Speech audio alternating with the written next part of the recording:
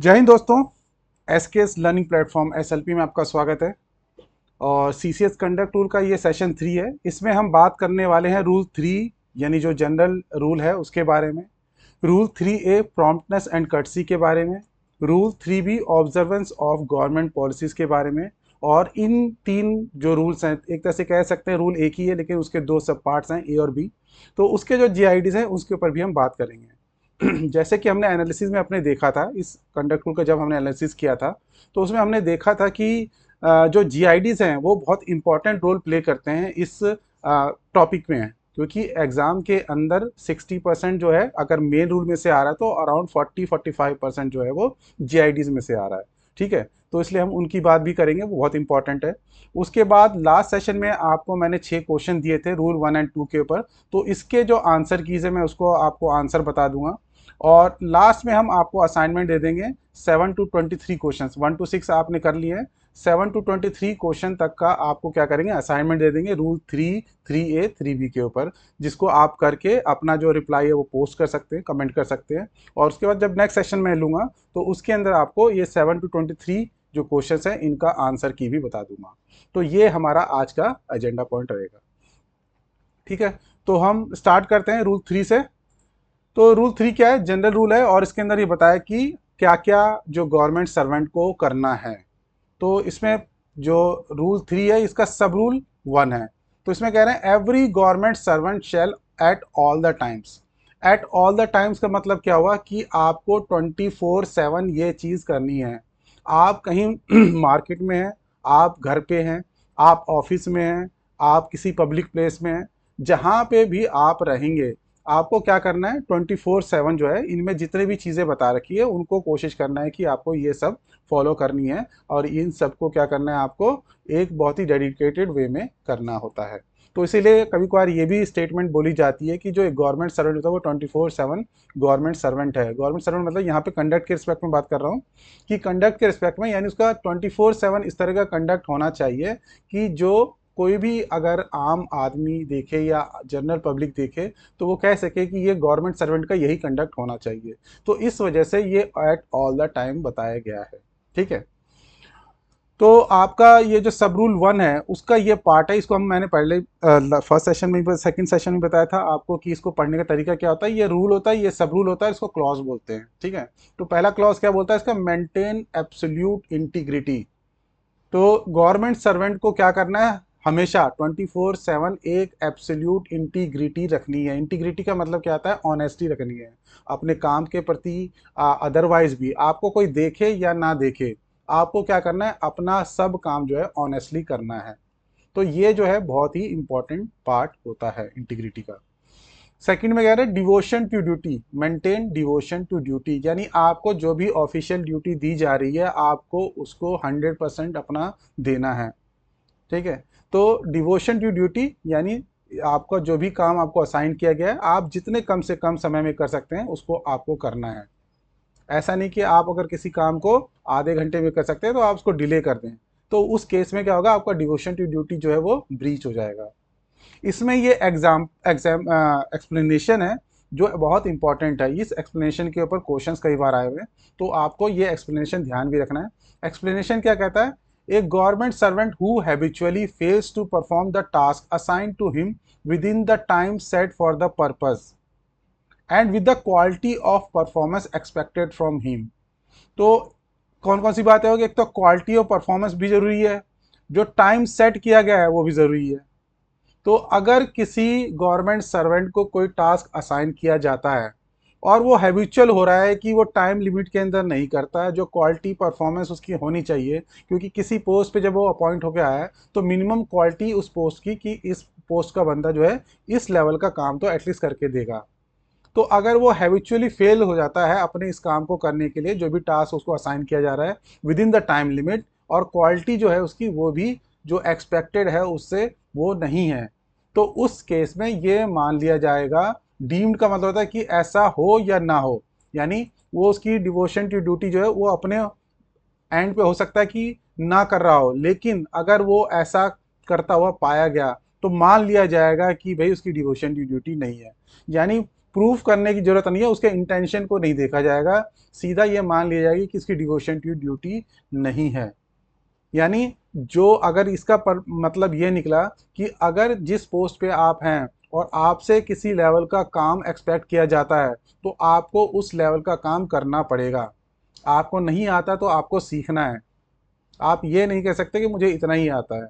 तो ये चीज़ जो है बहुत इंपॉर्टेंट एक्सप्लेनेशन है, क्वेश्चन में भी कई बार पूछा गया है, तो आपको ये बिल्कुल अच्छी तरह से याद कर लेना है। उसके बाद बोल रहे do nothing which is unbecoming of a government servant. ऐसा कुछ भी नहीं करना है जो एक गवर्नमेंट सर्वेंट को शोभा नहीं देता, जो एक गवर्नमेंट सर्वेंट को नहीं करना चाहिए या गवर्नमेंट सर्वेंट के लिए नहीं उपयुक्त है। तो what is unbecoming of a government servant, यहाँ पूरे आपके कंडक्ट रूल में ये कहीं पे भी नहीं बताया गया कि unbecoming of a government servant क्या होता है। तो इसके ऊपर कोर्ट ने कुछ बोला है, तो मैं आपको एक बारी वो जजमेंट का थोड़ा ब्रीफ बता देता हूँ। तो SK Jasra versus Union of India ये केस था। इसके अंदर कोर्ट के सामने कोई एक मैटर आया था, तो मैटर हम डिस्कस नहीं करेंगे, सिर्फ इतना बता दो कि अनबिकमिंग के बारे में उन्होंने क्या बोला था। तो कोर्ट ने बोला कि सीएसएस कंडक्ट रूल के अंदर अनबिकमिंग कहीं पे भी डिफाइंड नहीं है। तो डिक्शनरी मीनिंग क्या होता है अनबिकमिंग का? अनबिकमिंग का मतलब है indecorous, non proper of befitting, not appropriate और acceptable for the person in a particular job और पोजीशन।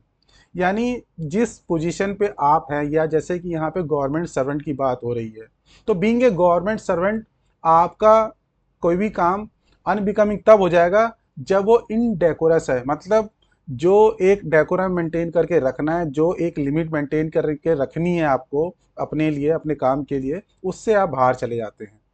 नॉट प्रॉपर और बेफिटिंग, यानी आपके स्टेचर को, स्टेचर मतलब आपकी जो पोजीशन है, आपका जो ओहदा है, उसके लिए वो प्रॉपर नहीं है वो काम करना।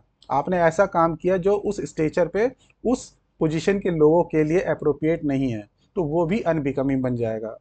नॉट एक्सेप्टेबल हो, नॉट अप्रोप्रिएट हो, एक्सेप्टेबल भी नहीं है वो काम, आपने कोई काम ऐसा किया जो इस तरह के आपके स्टेचर के लोगों के लिए, गवर्नमेंट सर्वेंट के लिए एक्सपेक्ट नहीं किया जाता, तो वो इन चीज़ों को क्या है अनबिकमिंग कोर्ट ने बताया। In the context of the rule it would mean, तो मीनिंग क्या होगा अनबिकमिंग का? एनी कंडक्ट विच इज इनडेकोरस, ऐसा कोई भी कंडक्ट जो इनडेकोरस है। नॉट अप्रोप्रिएट, अप्रोप्रिएट नहीं है। Befitting the position of a government servant, जो गवर्नमेंट सर्वेंट की पोजीशन है उसके अकॉर्डिंग नहीं है, तो उस केस में ये मान लिया जाएगा कि ये unbecoming of a government servant है।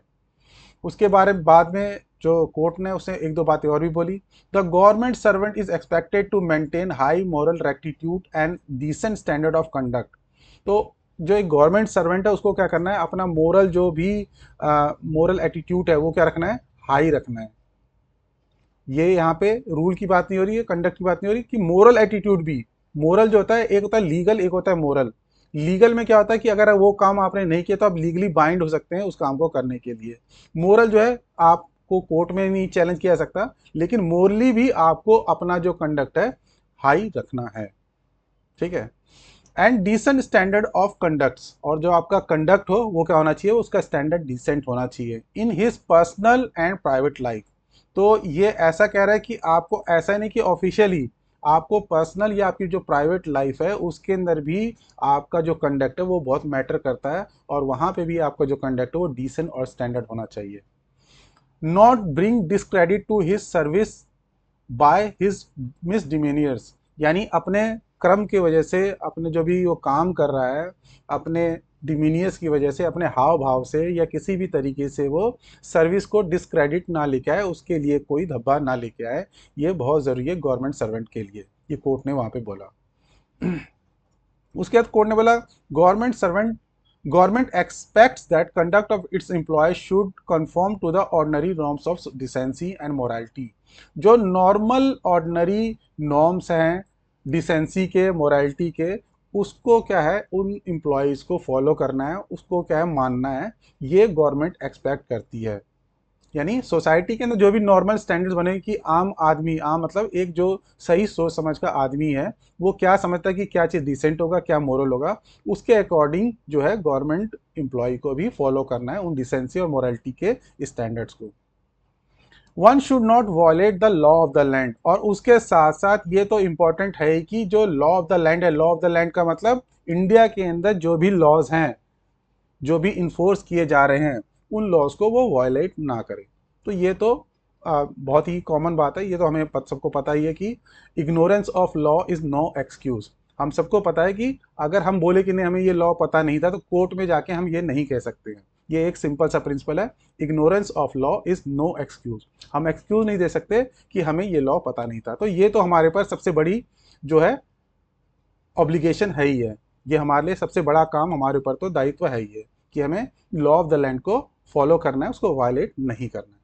ठीक है, तो ये इसमें मैंने आपको unbecoming of a government servant क्या होता है इसके बारे में आपको थोड़ा सा एक ब्रीफ बता दिया। एग्जाम में इंटरप्रिटेशन नहीं आता, मैं आपको पहले से बता दूं, लेकिन किसी चीज़ को समझने के लिए थोड़ा बहुत उसके बारे में जानना बहुत ज़रूरी है। और कोड जो है आपको बहुत अच्छी तरह से समझाते हैं कि किस वर्ड का क्या या किस सेंटेंस का या किस रूल का क्या मीनिंग हो सकता है। तो इसीलिए इसको हम रेफर करते रहेंगे जहाँ जहाँ भी पॉसिबल होगा, ताकि आपको वो टॉपिक वो कंसेप्ट अच्छी तरह से समझ में आए। ठीक है, तो ये जो आपको कभी कभार क्वेश्चन में ये भी होता है कि कई बार स्टूडेंट्स पूछते हैं कि किन किन रूल को हमें याद कर रखना है। तो याद रखने के लिए मैं बता दूं, क्योंकि ये 3 का 1 यानी रूल 3 का सब रूल 1 का ये सेकंड पार्ट और ये third part unbecoming of a government servant बहुत सी जगह पे कोट किया जाता है। जहां पे स्पेसिफिक रूल नहीं भी बना हुआ किसी के बारे में, जैसे कि आप वायलेशन, तो आप बोलेंगे कि बहुत सारे रूल्स का ये वायलेशन हो सकता है कि पॉलिटिक्स में पार्ट नहीं लेना है, वो रूल 5 है आपका। तो जब किसी स्पेसिफिक रूल में आपका जो वायलेशन है वो नहीं आ रहा है, तो ये अनबिकमिंग में तो आ ही जाता है, क्योंकि ये जनरल मोटा मोटा बहुत बड़ा जो है रूल है। वो बहुत बड़ा का मतलब ये नहीं कि इसका स्कोप बहुत बड़ा है, सेंटेंस तो ये छोटा सा ही है लेकिन इसका स्कोप बहुत बड़ा है। इसीलिए अगर कोई स्पेसिफिक कंडक्ट रूल नहीं बना हुआ है जिसका वायलेशन के लिए मना किया गया है, तो इसमें आ जाता है, आपका सेट हो जाता है। तो इसीलिए आपको इसको लर्न भी करना है कि 3 का 1 का 3 जो है अनबिकमिंग ऑफ गवर्नमेंट सर्वेंट है, और 3 का सब रूल 1 का जो सेकंड क्लॉज है वो डिवोशन टू ड्यूटी है, और उसके अंदर ये एक्सप्लेनेशन जो बहुत इंपॉर्टेंट है। तो आपका 3 1 2 3 ये तो बहुत इंपॉर्टेंट है ही है, इनको तो आपको याद रखना ही रखना है। चलिए हम अगले फोर्थ सब क्लॉज के ऊपर आ जाते हैं। तो ये क्लॉज क्या कहता है, commit himself to uphold the supremacy of constitution and democratic values. तो अगला काम हमारा क्या है, हमें क्या करना है कि हमें जो हमारे कॉन्स्टिट्यूशन की वैल्यू है, सुप्रीमेसी है, उसको हमें मेंटेन करके रखना है, उसके लिए हम कमिट रहेंगे। इसका मतलब क्या हुआ कि हमें कोई भी काम करना है तो हम क्या करेंगे, कॉन्स्टिट्यूशन को फॉलो करके करेंगे। कॉन्स्टिट्यूशन में जो भी प्रिंसिपल, जो भी आइडियाज बताए गए हैं, हमारी ड्यूटी बनती है कि हम उनको फॉलो करें, हम उनको माने। ठीक है, तो ये हमें अगला जो है ऑब्लिगेशन बताया गया। उसके बाद क्या बताया कि defend and uphold the sovereignty and integrity of India. तो इंडिया की इंटीग्रिटी और सोवरेनिटी को बनाने के लिए, मेंटेन करने के लिए, सोवरेनिटी का मतलब कि इंडिया के जो भी अफेयर्स हैं उसके बीच में कोई भी दखल नहीं देगा। इंटीग्रिटी मतलब कि एज ए होल इंडिया को कंबाइन और इकट्ठा रखने के लिए तो जो भी काम हमें करना पड़ेगा हम उसको करेंगे। सिक्योरिटी ऑफ द स्टेट यानी इंडिया की सिक्योरिटी के लिए, इसकी सिक्योरिटी को कोई खतरा ना हो, जो है हम ऐसा कोई काम नहीं करना है जिससे सिक्योरिटी को कोई खतरा हो। और सिक्योरिटी को मेंटेन करने के लिए कोई काम कर सकते हैं तो उससे अच्छी बात और कुछ नहीं हो सकती है। Public order, decency and morality.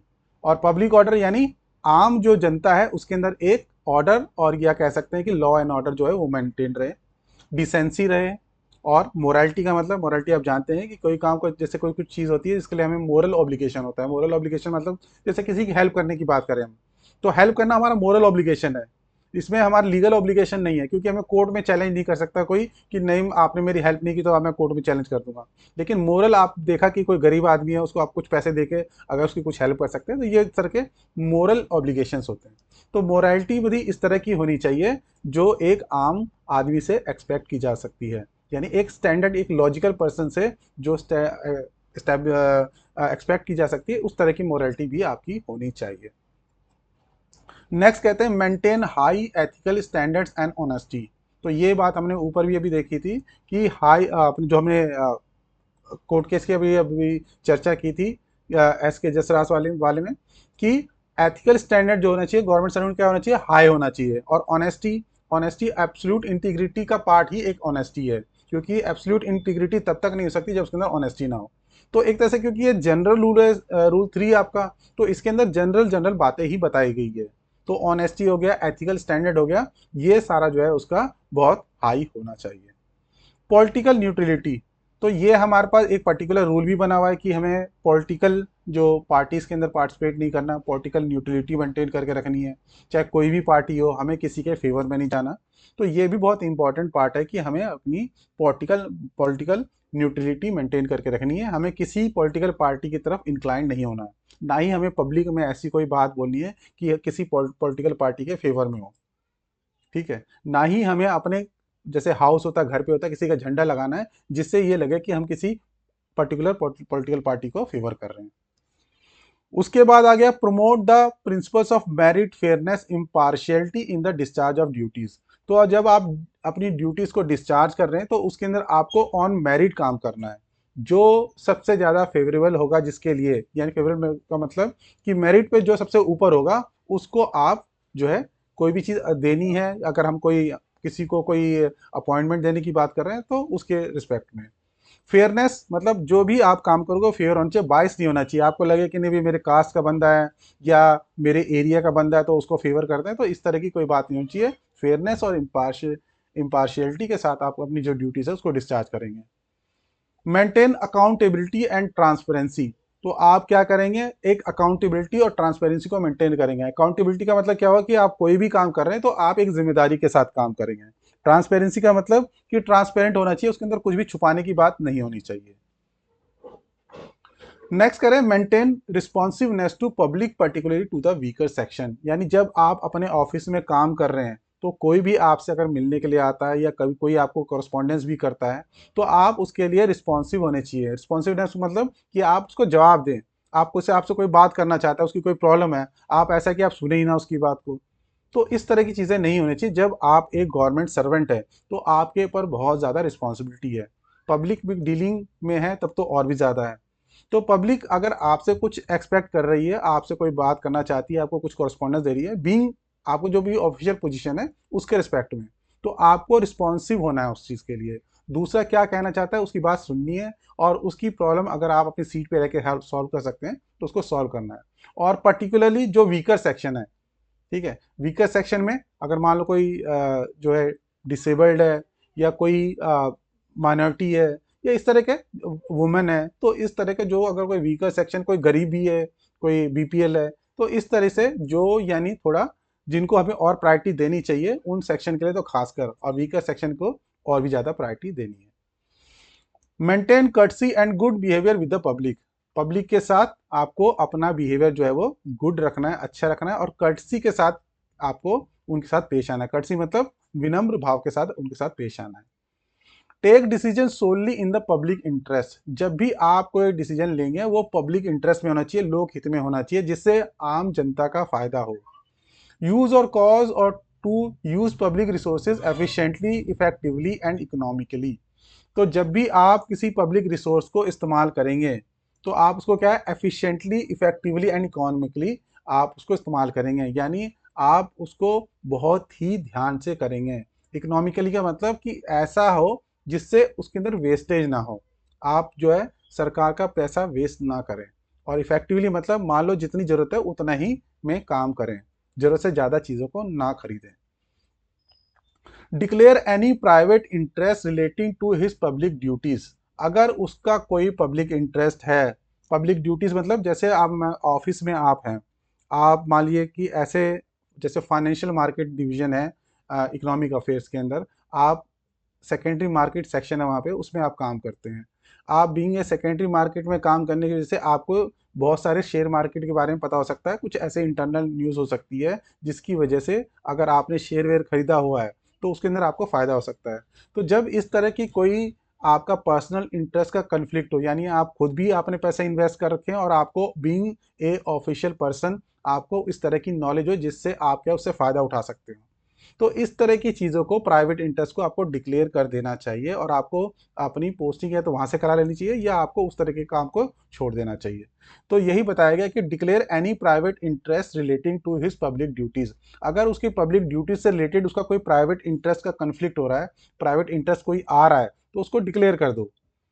And take steps to resolve any conflict in a way that protects the public interest, और अपने जो भी आपका पब्लिक इंटरेस्ट है उसको डिस्क्लोज कर दो, उससे रिजॉल्व कर लो, जो भी कन्फ्लिक्ट हो रहा है उसको रिजॉल्व करो। रिजॉल्व करने का मतलब कि उसका कुछ आप सॉल्यूशन निकालो। सॉल्यूशन कैसे निकालोगे? अपने सीनियर को बताया, उसने किसी और को वो काम असाइन कर दिया, तो इस तरह से भी सॉल्यूशन निकल सकता है, ताकि आपके ऑफिशियल पोजीशन और आपके प्राइवेट इंटरेस्ट के बीच में कोई कन्फ्लिक्ट ना रहे। Not place himself under any financial or other obligation to any individual or organization which may influence him in the performance of his official duties। तो आपको किसी भी फाइनेंशियल या किसी दूसरे तरह के पर्सनल ऑब्लिगेशन में भी किसी के अंडर नहीं आना या किसी ऑर्गेनाइजेशन के अंडर नहीं आना है। उससे क्या होगा कि मान लो आपकी ऑफिशियल ड्यूटी है, आपने किसी ऐसे ऑर्गेनाइजेशन से कुछ ऑब्लिगेशन ले लिया। अब ऑर्गेनाइजेशन का अगर आपके ऑफिस से कुछ काम पड़ गया, तो वो आप चाहोगे कि क्योंकि उसने आपकी मदद की है, तो आप भी किसी तरह से उसकी मदद करना चाहो, कुछ अदर वे में भी जाके आप उससे मदद करने की कोशिश कर सकते हो। तो इस वजह से पहले से प्रिकॉशनरी बता रखा है कि आप किसी के ऐसे इंडिविजुअल या ऐसी ऑर्गेनाइजेशन के आप ऑब्लिगेशन मत लो, फाइनेंशियल हो चाहे पर्सनल, किसी तरह का भी ऑब्लिगेशन हो, किसी काम से रिलेटेड हेल्प करती हो, तो इस तरह का ऑब्लिगेशन मत लो जिससे आपकी जो ऑफिशियल ड्यूटीज है उसके परफॉर्मेंस में कोई दिक्कत आए। Not misuse his position as civil servant, क्योंकि आप सब क्या है, एक सिविल सर्वेंट है, तो आपको ऐसा कोई काम नहीं करना जिससे आप अपने पोजीशन का मिसयूज कर सको। मिसयूज करने का मतलब, मान लो कि आप सिविल सर्वेंट हो, आप किसी ऑर्गेनाइजेशन जो है आपके ऑफिस के अंडर आता है, आपने उस ऑर्गेनाइजेशन को बोल दिया कि भाई मेरा ये सो एंड सो जो है रिलेटिव है या कोई जान पहचान का है, इसको लगा लो।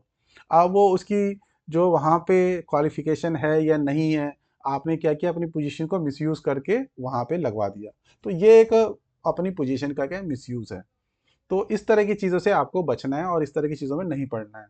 Not take decisions in order to derive financial or material benefit for himself, his family or his friend। तो रूल 4 के अंदर भी इस तरह की कुछ बातें बता रखी सिमिलर, और उसमें भी यही बता रखा है कि आप कुछ ऐसा फाइनेंशियल या मटेरियल बेनिफिट अपने लिए ना भी नहीं लेंगे, अपनी फैमिली के लिए भी नहीं लेंगे और फ्रेंड्स के लिए भी नहीं लेंगे। ठीक है, तो आपको ऐसा कोई भी डिसीजन नहीं लेना है जिससे आपका खुद का, अपनी फैमिली का या फ्रेंड का कोई बेनिफिट हो रहा हो। तो इस तरीके से आपको काम नहीं करना है, अपनी पोजीशन को इस तरह से मिसयूज नहीं करनी है। Make choices, take decisions and make recommendations on merit only. ऊपर भी हमने बात की कि मेरिट पे ही काम करना चाहिए, तो यहाँ पे भी वही, उसी को एक तरह से रिपीटिशन कह सकते हैं कि मेक चॉइसेस, ऐसे चॉइसेस करने हैं, ऐसे डिसीजन लेने हैं या ऐसे रिकमेंडेशंस देने हैं जो सिर्फ और सिर्फ मेरिट पे हो।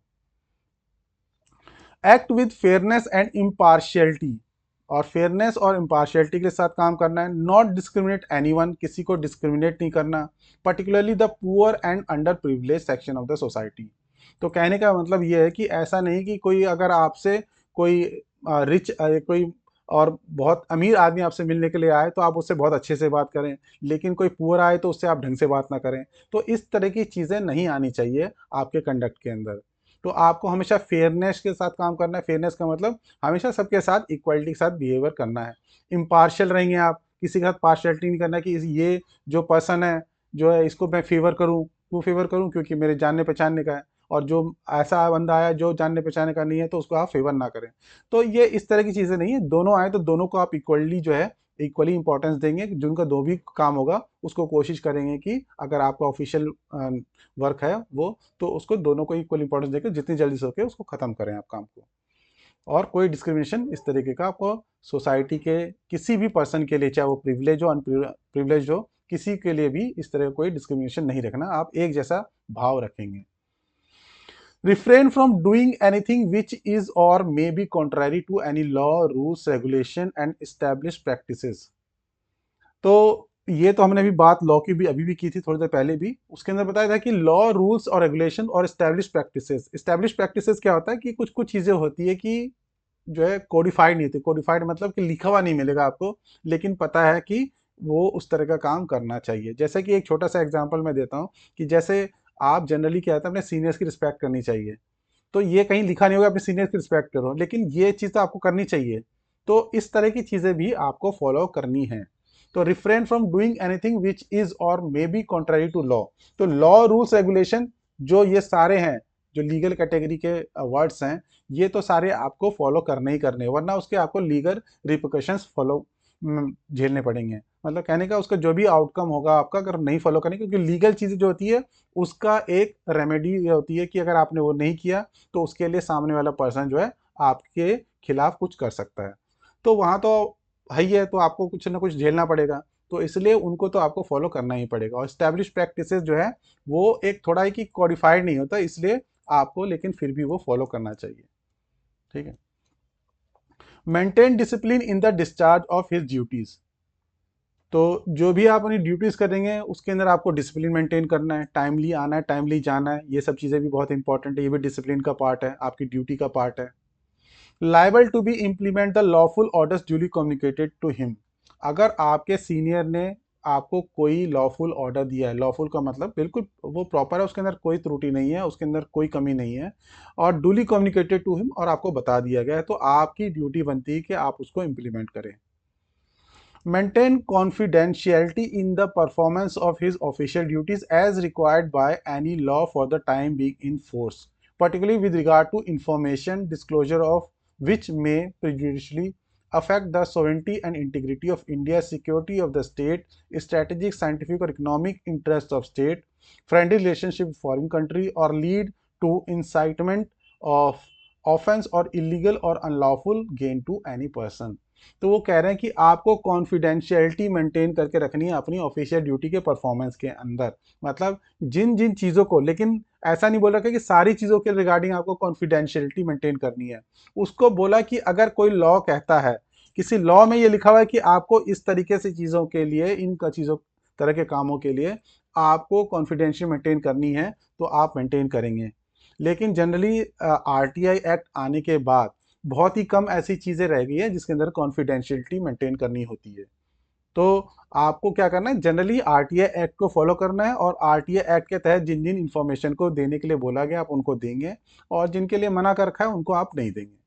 ठीक है, क्योंकि रूल 8 के जो आपका सेक्शन 8 है आरटीआई एक्ट का, वो एग्जाम्पशन के बारे में बात करता है। 10 के अंदर भी थोड़ी बहुत एग्जाम्पशन है, 9 के अंदर भी है कॉपीराइट का, और ये सब चीज़ें जो है आपको, तो यानी आपको बेसिकली जो लॉ आपको अलाउ करता है उन चीज़ों को आप दे देंगे, जिनको मना करता है आप उनको नहीं देंगे, और कॉन्फिडेंशियलिटी मेंटेन करेंगे।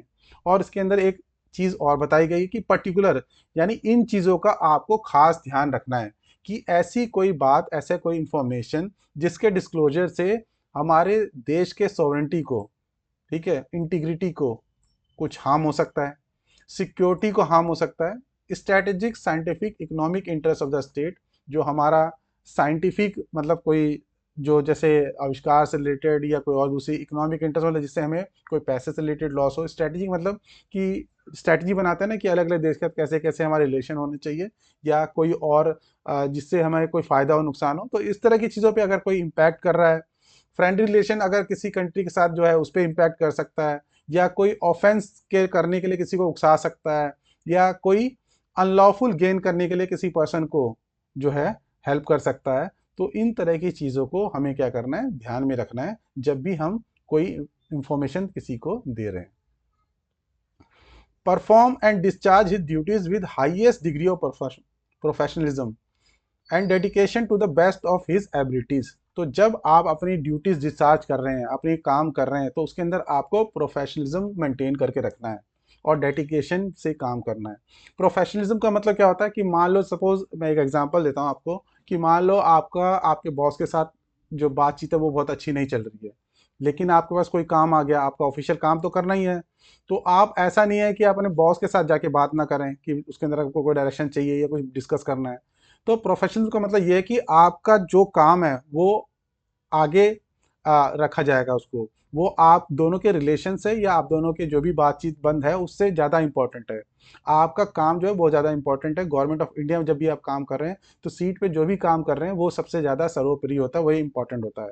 प्रोफेशनल उसको कहते हैं, यानी आप अपनी पर्सनल बातों को किसी के साथ नहीं ध्यान में रखते हुए जो काम है उस पर फोकस करेंगे। तो ये इस तरीके का हाईएस्ट डिग्री ऑफ प्रोफेशनलिज्म जो है आपको मेंटेन करना है। और जो भी काम करना है वो डेडिकेशन के साथ करना है और बेस्ट ऑफ हिज एबिलिटीज, मतलब कि आपकी जितनी एबिलिटी है उसके अंदर जितना अच्छे से अच्छा आप कर सकते हैं उस एबिलिटी के साथ आपको काम करना है। इनफैक्ट आपको हमेशा जो है सीखने की कोशिश करनी चाहिए। कोई काम नहीं भी आता तो आप सीख के उसको अच्छा कर सकते हैं। गवर्नमेंट ऑफ इंडिया में सब काम सीख के किया जा सकता है, ठीक है। तो इसलिए आपको अपने हमेशा बेस्ट ऑफ एबिलिटी के साथ काम करना है। एवरी गवर्नमेंट सर्वेंट होल्डिंग, अब देखिए ये बहुत इंपॉर्टेंट बात है। एवरी गवर्नमेंट सर्वेंट होल्डिंग ए सुपरवाइजरी पोस्ट। सुपरवाइजरी पोस्ट जैसे आप अभी एएसओ होंगे, असिस्टेंट सेक्शन ऑफिसर।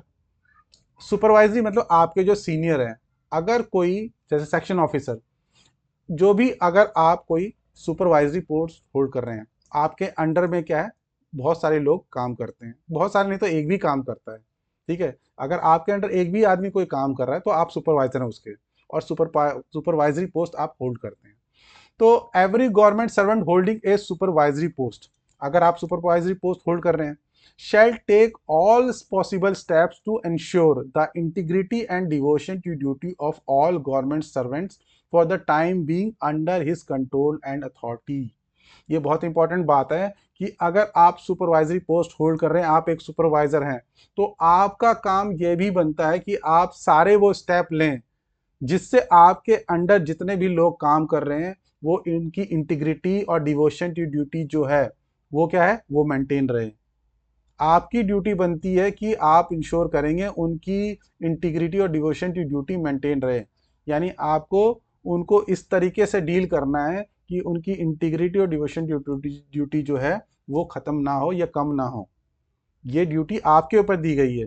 तो यानी जैसे आप सेक्शन ऑफिसर हैं, तो आपके अंडर अगर एएसओ अच्छा काम नहीं कर रहा तो आपकी ड्यूटी बनती है कि आप उसको समझाएं, उसको काउंसिल करें और कोशिश करें कि उसकी जो काम दिया गया है वो अपना काम प्रॉपरली करे। नहीं कर रहा तो उसको जो है थोड़ा ट्रेन करें, जैसा भी आप कर सकते हैं। जो भी अपनी तरफ से पूरे पॉसिबल स्टेप्स हैं उनको लेना है आपको। इसमें क्लियरली बोला है ऑल पॉसिबल स्टेप्स, और शैल बोला है तो इसका मतलब ये मैंडेटरी है आपके लिए ये काम करना। No government servant shall in performance of his official duties और in exercise of power conferred on him act otherwise than his best judgment except when he is acting under the direction of his official superior। यानी बोला कि जब तक आप अपने official superior जो हैं उनके डायरेक्शन पे काम कर रहे हैं तब तक तो कोई बात नहीं है। तो क्योंकि आपको डायरेक्शन मिली, आपका ऑफिसर जो सुपीरियर है, आपका सीनियर है, आपका बॉस है, उसने आपको डायरेक्शन दिया है तो आप तो उसके कहने पे ही काम करो जो उसने बताया है। लेकिन उसके अदरवाइज, उसको छोड़कर, except that no government servant shall in the performance of his official duty. तो बाकी उसके अलावा जब भी आप अपनी ऑफिशियल ड्यूटी परफॉर्म कर रहे हो, ठीक है, या आपको जो पावर दी गई है in exercise of power conferred on him, या आपको जो पावर दी गई है उसको अगर आप यूज कर रहे हो, तो उस केस में आप क्या करोगे, अपने बेस्ट जजमेंट के हिसाब से काम करोगे। आपको उसके अलावा कोई और दूसरा तरीका इस्तेमाल नहीं करना है। आपको बेस्ट जजमेंट का मतलब यह कि जजमेंट आपका रिजनेबल होना चाहिए। बेस्ट जजमेंट का मतलब होता है कि एक जो रिजनेबल मैच्योरिटी का आदमी, एक रिजनेबल इंटेलेक्ट का आदमी, बुद्धिमान हो, बुद्धिमत्ता के साथ जो काम कर सकता था अगर आपकी जगह पे होता तो वही काम आपने किया, उसी तरीके से आपको काम करना है। अब इसमें कुछ एक्सप्लेनेशन भी दे रखा है, ये भी इंपॉर्टेंट है। नथिंग इन रूल 3(2), यानी रूल 3 का सब रूल 2 उसका क्लॉज 2, ये जो है जिसकी हम बात कर रहे थे, shall be construed as empowering a government servant to evade his responsibilities by seeking instruction from or approval from superior or authority when such instructions are not necessary under the scheme of distribution of power and responsibility। तो जैसा कि ऊपर अभी इसमें बताया कि अगर आप किसी के डायरेक्शन में काम कर रहे हो तब तो उसके हिसाब से काम करना है। तो इसका मतलब ये नहीं हुआ कि आप अपने सीनियर से डायरेक्शन मांग लो कि मुझे ये काम नहीं करना और वो काम ना करो, जबकि उस इंस्ट्रक्शन की इस या डायरेक्शन की जरूरत ना हो वहाँ पे। तो यही बोला कि when such instruction are not necessary under the scheme of distribution of power. जब इस तरह के इंस्ट्रक्शन की जरूरत ही नहीं है, आप क्या कर रहे हो, इंस्ट्रक्शन ले रहे हो वहाँ सीनियर से, और उसकी वजह से आप क्या कर रहे हो, काम नहीं कर रहे हो, अपनी रिस्पॉन्सिबिलिटी से बच रहे हो। इवेडिंग हिज रिस्पॉन्सिबिलिटी, आप अपनी रिस्पॉन्सिबिलिटी से बच रहे हो, बचने की कोशिश कर रहे हो कि क्या करके, इंस्ट्रक्शन सीख करके अपने सीनियर से। आपने सुपीरियर से बोला कि सर इसके अंदर लिख दो, आपकी अच्छी बनती है अपने सुपीरियर से, आपने बोला कि सर इसके अंदर ये लिख दो कि इसके अंदर कुछ करने की जरूरत नहीं है, मैं इसको रख दूंगा ले आके, जबकि उसमें एक्चुअल में कुछ ना कुछ जो है काम रिक्वायर्ड था। तो इस तरह की चीज़ों से आप बच नहीं पाएंगे, तो आपके ऊपर रिस्पॉन्सिबिलिटी आएगी ही आएगी। यानी इंस्ट्रक्शन की जहाँ पे जरूरत नहीं है वहाँ पे इंस्ट्रक्शन सीख करके आप अपनी रिस्पॉन्सिबिलिटी से बच नहीं सकते। ठीक है। The direction of official superior shall ordinary be in writing, ये बहुत इंपॉर्टेंट, इसके ऊपर कई बार क्वेश्चन आता है कि जो भी डायरेक्शन होगा ऑफिशियल सुपीरियर का, आपके बॉस का, या उससे भी ऊपर कोई बॉस है या जितने भी सीनियर्स हैं, उनकी रिस्पॉन्सिबिलिटी बनती है कि आपको जो भी डायरेक्शन दे shall ordinary be in writing, वो जनरली राइटिंग में ही होना चाहिए, लिखित में ही होना चाहिए। Oral direction to subordinate shall be avoided, ये बहुत इंपॉर्टेंट बात है कि अपने सबॉर्डिनेट को कभी भी ओरल डायरेक्शंस देने से बचना है आपको, एज फार एज पॉसिबल, जहां तक पॉसिबल हो। लेकिन कभी कभार अर्जेंसी के केस में क्या होता है, आपको ऑफिशियल डायरेक्शन जो है ओरल फॉर्म में देना पड़ सकता है। तो उस केस में क्या करेंगे, where the issue of oral direction becomes unavoidable, आपके लिए ऐसा करना जो अनअवॉइडेबल है कि आप उससे नहीं बच पा रहे हैं। द ऑफिशियल सुपीरियर, तो उस केस में जो ऑफिशियल सुपीरियर है जिसने वो डायरेक्शन दी है, उसका काम क्या बनेगा, क्या ड्यूटी बनेगी, शैल कंफर्म, यानी उसकी ड्यूटी है शैल कंफर्म इट इन राइटिंग, उसको राइटिंग में जितनी जल्दी से हो सके, इमीडिएटली देयर आफ्टर, जितनी जल्दी हो सके इमीडिएटली उसके बाद क्या करना है, उसको राइटिंग में भी कंफर्म कर देना है। ठीक है। तो या तो पहले आप ओरल डायरेक्शन ना दें अपने सबॉर्डिनेट को, अगर आप दे रहे हैं तो आप क्या करें, उसको जितनी जल्दी से जल्दी हो सके उसको राइटिंग में कन्वर्ट कर दें, राइटिंग में यानी लिख के कंफर्म कर दें। अगला क्या पार्ट कहता है, the government servant who has received oral direction, एक गवर्नमेंट सर्वेंट जिसने ओरल डायरेक्शन रिसीव किया फ्रॉम हिज ऑफिशियल सुपीरियर, अपने ऑफिस के सुपीरियर बॉस से, shall seek confirmation of the same in writing as early as possible, तो जो subordinate है उसकी भी ड्यूटी बनती है, जिसको ओरल इंस्ट्रक्शन मिले हैं, कि जल्दी जो कंफर्मेशन जल्दी से जल्दी सीक कर ले। Where upon it shall be duty of the official superior to confirm the direction in writing, जिसके बाद यानी अगर आपका सबॉर्डिनेट आपको, आपने उसको ओरल डायरेक्शन दी, आपका सबॉर्डिनेट बाद में ओरल डायरेक्शन को कंफर्म कराने के लिए आपके पास आया, तो आपकी ये ड्यूटी बनती है, where upon it shall be duty of the official superior to confirm the direction in writing, आपकी ड्यूटी बनती है कि आप उसको कंफर्म करें राइटिंग के अंदर, ये आपके ऊपर भी ड्यूटी है, और गवर्नमेंट सर्वेंट या जिसको ओरल डायरेक्शन मिली है उसके ऊपर भी ये ड्यूटी डाली गई है कि उसको जितनी जल्दी से जल्दी हो सके ओरल डायरेक्शन को राइटिंग में कंफर्म करा ले, तो ये भी इंपॉर्टेंट है। तो ये आपका जनरल रूल जो 3 था, ये आपका वो है। इसके बाद हम बात कर लेते हैं जीआईडीज की, यानी गवर्नमेंट ऑफ इंडिया डिसीजंस की, रूल 3 के ऊपर। तो इसके अंदर कुछ कुछ जो गवर्नमेंट ऑफ इंडिया डिसीजंस हैं 3A 3B के भी हो सकते हैं, तो इसलिए ऐसा कुछ नहीं है, आपको ये सारा मैं बता देता हूँ। और इसमें से कोई भी जो गवर्नमेंट ऑफ इंडिया डिसीजन है आप छोड़ नहीं सकते, सारे के सारे इंपॉर्टेंट है, सारे के सारे क्वेश्चंस में प्रीवियस ईयर क्वेश्चन पेपर में पूछे गए हैं। तो एक एक वर्ड, एक एक लाइन आपको ध्यान से इसको समझना है। और जैसा कि मैंने अपने एनालिसिस में बताया भी था कि रूल 3 बहुत इंपॉर्टेंट है, इसके अंदर से मैक्सिमम क्वेश्चन आए हैं। तो इसलिए क्योंकि 16 के अराउंड जो 7 प्रीवियस ईयर पेपर है उसमें 16 के अराउंड क्वेश्चन आए, तो इससे आप समझ सकते हो कि कितना इंपॉर्टेंट रूल है ये। तो रूल आपको 3 बहुत अच्छी तरीके से समझना है, इसके अंदर कोई भी बात को नहीं छोड़नी है। तो जीआईडीज की बात कर लेते हैं। और जीआईडीज को क्या है उतना डिटेल में हम नहीं पढ़ेंगे, क्योंकि जीआईडीज में जितना क्वेश्चन में पूछा गया है, यानी प्रीवियस ईयर क्वेश्चन पेपर में पूछा गया उतनी की बात करेंगे हम, उससे ज़्यादा की जरूरत नहीं है। और वहाँ पे जो है क्वेश्चन पेपर में सिर्फ आपको एक लाइन का स्टेटमेंट उतना ही समझना होता है जीआईडी के लिए, उससे ज़्यादा जरूरत नहीं होती है। तो उस पर हम जो रिक्वायरमेंट है उसके हिसाब से फोकस करेंगे। तो पहला बोला है कि इंटीमेशन अबाउट पॉसिबल कन्विक्शन और डिटेंशन ऑफ गवर्नमेंट सर्वेंट, ये क्या है, ये मैंडेटरी है।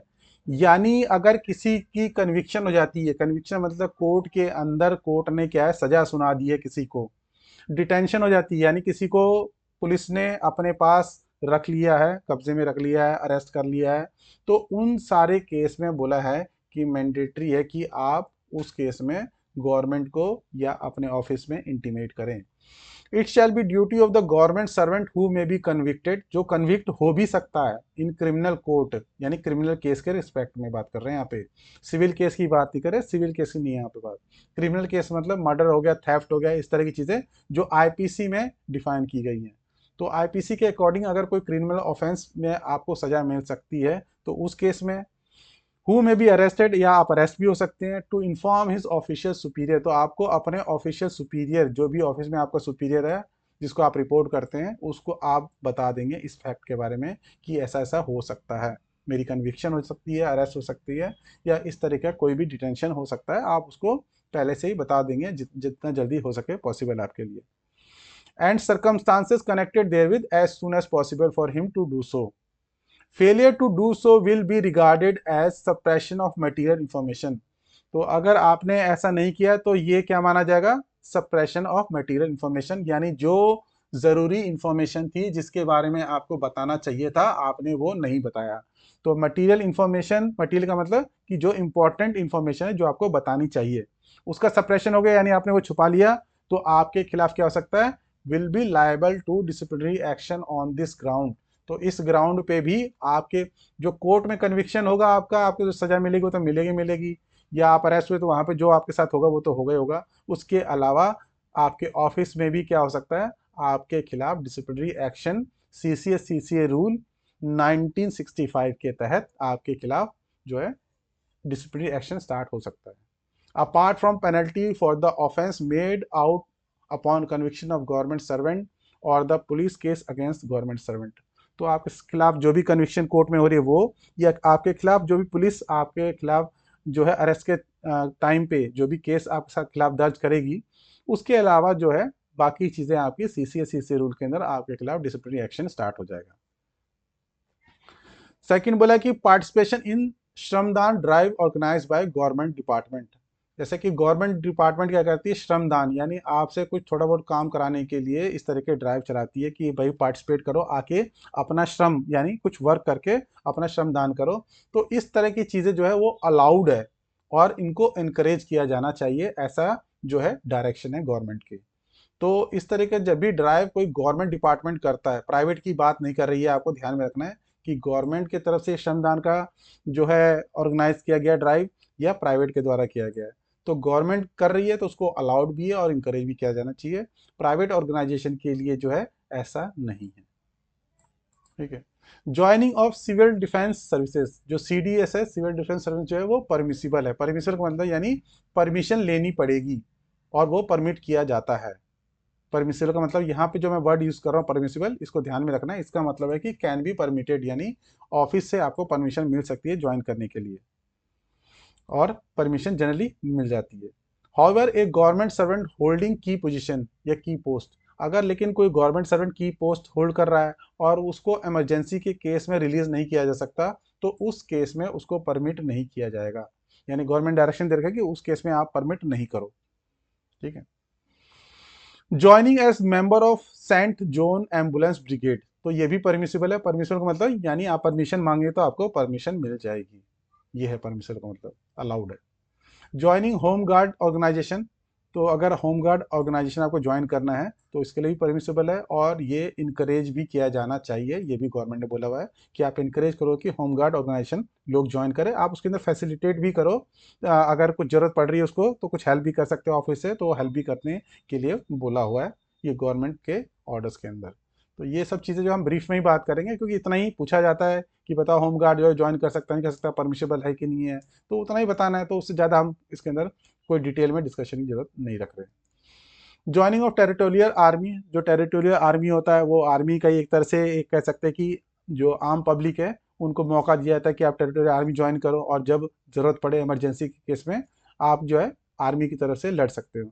तो इसके लिए भी बोला गया है कि अगर टेरिटोरियल आर्मी किसी को ज्वाइन करना है, गवर्नमेंट हो, सेमी गवर्नमेंट हो या पीओसी एम्प्लॉय हो, तो परमिसिबल बोला गया और टू बी इनकरेज, तो ये भी इनकरेज करने के लिए बोला गया है क्योंकि इससे क्या है, हमारा फायदा है, देश का फायदा है। Guidelines regarding oral instruction by superior, ये बहुत इंपॉर्टेंट है ये गाइडलाइंस, क्योंकि इन गाइडलाइंस के ऊपर बहुत बारी क्वेश्चन पूछा गया है, तो इसलिए आपको ये गाइडलाइंस सारी जो है बहुत ध्यान से समझनी है। As far as possible, oral instructions should not be issued by the senior officer to their subordinate. तो ये बात हम ही ऊपर बात कर चुके हैं कि जहां तक पॉसिबल हो ओरल इंस्ट्रक्शन जो है सीनियर ऑफिसर को अपने सबऑर्डिनेट को नहीं देना है. If the oral instructions are issued by the senior officer, they should be confirmed by him in writing immediately thereafter. तो अगर ओरल इंस्ट्रक्शन देने की बात पड़ भी रही है यानी देना पड़ भी रहा है तो उन्हें क्या करना है, सीनियर ऑफिसर को जल्दी ही तुरंत ही उसको इमीडिएटली राइटिंग में भी कंफर्म कर देना है. If a junior officer seeks confirmation to the oral instruction given by the senior, the latter should confirm in writing wherever such confirmation is sought. तो जब जूनियर ऑफिसर अपने सीनियर के पास जाता है ओरल इंस्ट्रक्शन को कंफर्म कराने के लिए तो सीनियर की ये ड्यूटी बनती है कि उसको कंफर्म कर दे. तो ये तो रूल के अंदर से ही उठाया गया है. उसके बाद क्या बोल रहे हैं, a junior officer who has received oral orders from a superior officer should seek confirmation in writing as early as practicable. तो जब प्रैक्टिकेबल हो यानी जब भी पॉसिबल हो तुरंत अपने ओरल इंस्ट्रक्शंस को यानी जो सीनियर ने दिए हैं उसको जाके कंफर्म कराना है. ये जूनियर के ऊपर रिस्पॉन्सिबिलिटी दी गई है. Whenever a personal staff of minister, ये बहुत इंपॉर्टेंट है, इसके ऊपर क्वेश्चन आए हुए हैं और मैं जो आपको एक्सरसाइज दूंगा उसके अंदर भी क्वेश्चन है इसके ऊपर. तो whenever a personal staff of A minister communicates N oral order, जब भी मिनिस्टर का पर्सनल स्टाफ आपको कोई ओरल ऑर्डर देता है on behalf of the minister, आपके मिनिस्टर के बिहाफ में, it should be confirm by him in writing immediately thereafter. तो उस स्टाफ की, पर्सनल स्टाफ की, जो मिनिस्टर के पर्सनल स्टाफ हैं उनकी ये भी ड्यूटी बनती है कि उसको वो कंफर्म कर दें इमीडिएटली यानी जब जैसे ही प्रैक्टिकेबल हो उसको राइटिंग में कंफर्म कर दें.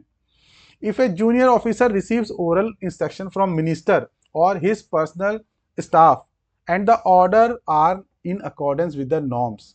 तो ऊपर हमने बात की कि अगर पर्सनल स्टाफ मिनिस्टर का देता है, यहाँ पे बोल रहा है कि मिनिस्टर भी देते हैं या उनका पर्सनल स्टाफ भी देता है, दोनों ही, अगर वो इन अकॉर्डेंस विद द नॉर्म्स है यानी जो जैसा रूल्स रेगुलेशन बताते हैं, प्रोसीजर बताते हैं उसके अकॉर्डिंग है, तो उस केस में क्या करना है.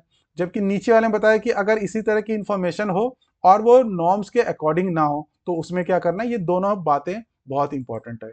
तो जब नॉर्म्स के अकॉर्डिंग हो तो उस केस में क्या बोलेंगे, they should be brought to the notice of the secretary or head of the department as the case may be for information. तो वहां पे सिर्फ इंफॉर्मेशन के लिए, आपको इन्फॉर्म करने के लिए आपको किसके पास जाना है, सेक्रेटरी के पास चले जाइए या हेड ऑफ डिपार्टमेंट का चले जाइए इन्फॉर्मेशन के लिए कि इस तरीके का मुझे ओरल इंस्ट्रक्शन मिला है मिनिस्टर से या पर्सनल स्टाफ से मिनिस्टर के, और ये नॉर्म्स के अकॉर्डिंग है और ये जो है मैं काम करूंगा और आप क्या करेंगे उनको उनकी इन्फॉर्मेशन में ला दिया आपने. और जब वो नॉर्म्स के अकॉर्डिंग ना हो तब they should seek further clear orders from the secretary और द हेड ऑफ डिपार्टमेंट. यहाँ पे आपको इंफॉर्मेशन के लिए ही जाना है जब आपके रूल्स रेगुलेशन के अकॉर्डिंग हो.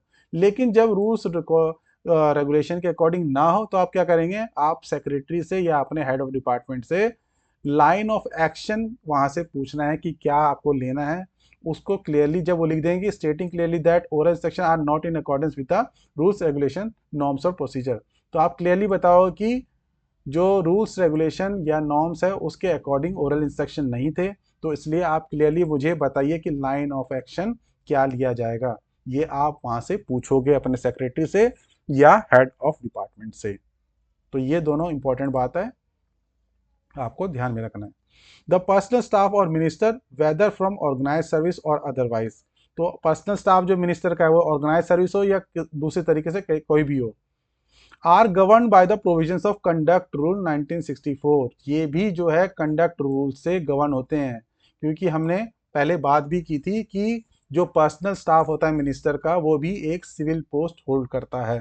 तो इसलिए ये इंपॉर्टेंट है. They are required to observe the above orders. तो इसलिए जो ओरल इंस्ट्रक्शन वो दे रहे हैं तो उनकी भी ड्यूटी बनती है. जो हमने अभी रूल पढ़ा, यहाँ पे हमने रूल पढ़ा ना कि ओरल इंस्ट्रक्शन जो है ये आपका 2 का क्लॉज 3 और 4 इन दोनों के अकॉर्डिंग क्या करना है, गवर्नमेंट सर्वेंट को अगर वो सीनियर है तो अपने ओरल डायरेक्शंस को राइटिंग में लिखना है.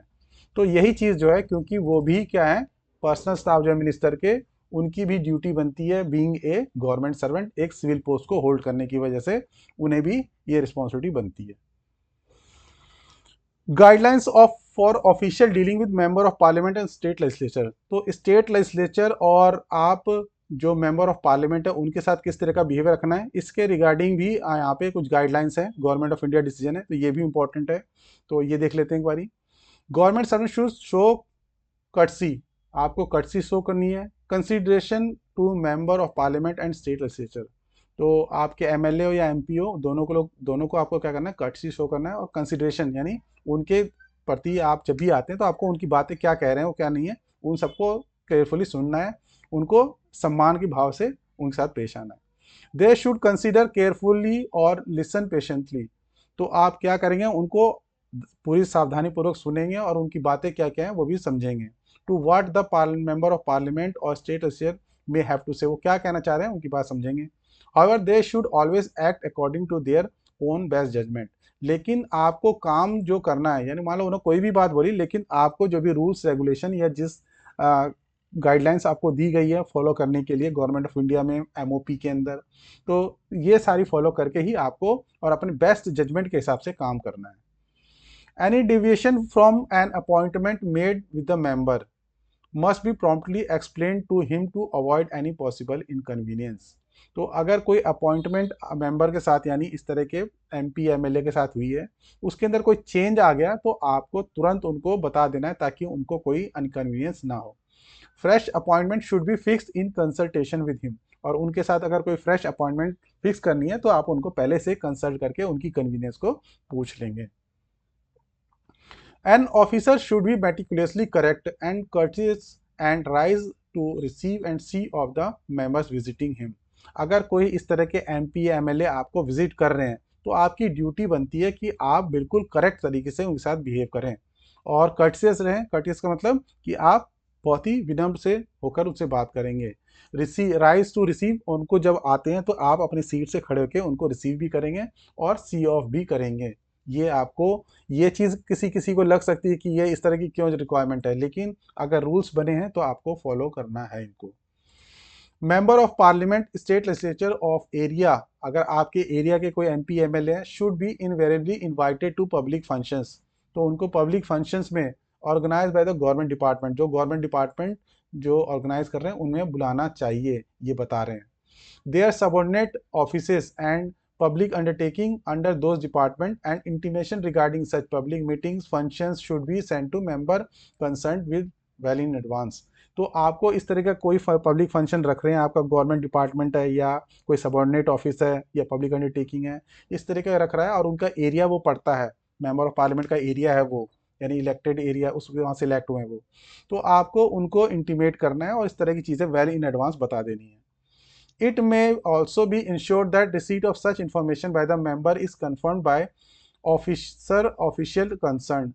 Such functions should be held as far as possible when the parliament is not in session, और इस तरह के फंक्शन आपको जनरली तब रखने जब पार्लियामेंट जो है वो सेशन में ना हो या पार्लियामेंट में जो एमपी एमएलए वो बिजी ना हो।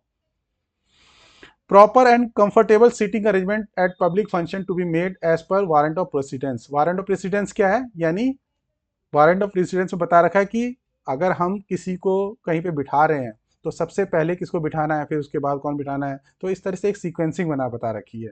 तो वारंट ऑफ प्रेसिडेंस के अंदर सबसे ऊपर कौन आता है, आपके प्रेसिडेंट हैं, उसके अंडर कौन आता है, तो इस तरीके से आपको वारंट ऑफ प्रेसिडेंट को फॉलो करके ही प्रॉपर और comfortable seating arrangement public function में बना के रखनी है या अरेंज करनी है। Letter from member of parliament, MP MLA से कोई लेटर आ रहा है, मस्ट बी प्रॉम्प्टली एक्नॉलेज्ड, आप उसको 15 दिन के अंदर उसको एक्नॉलेज करेंगे, इस तरह का एमओपी में भी लिखा हुआ है।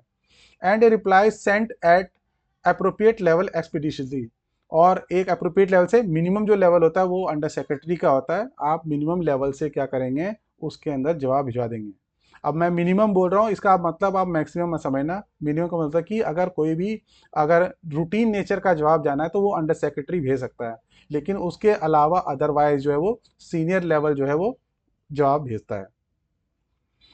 A government servant should not approach MPs MLAs for sponsoring his individual case.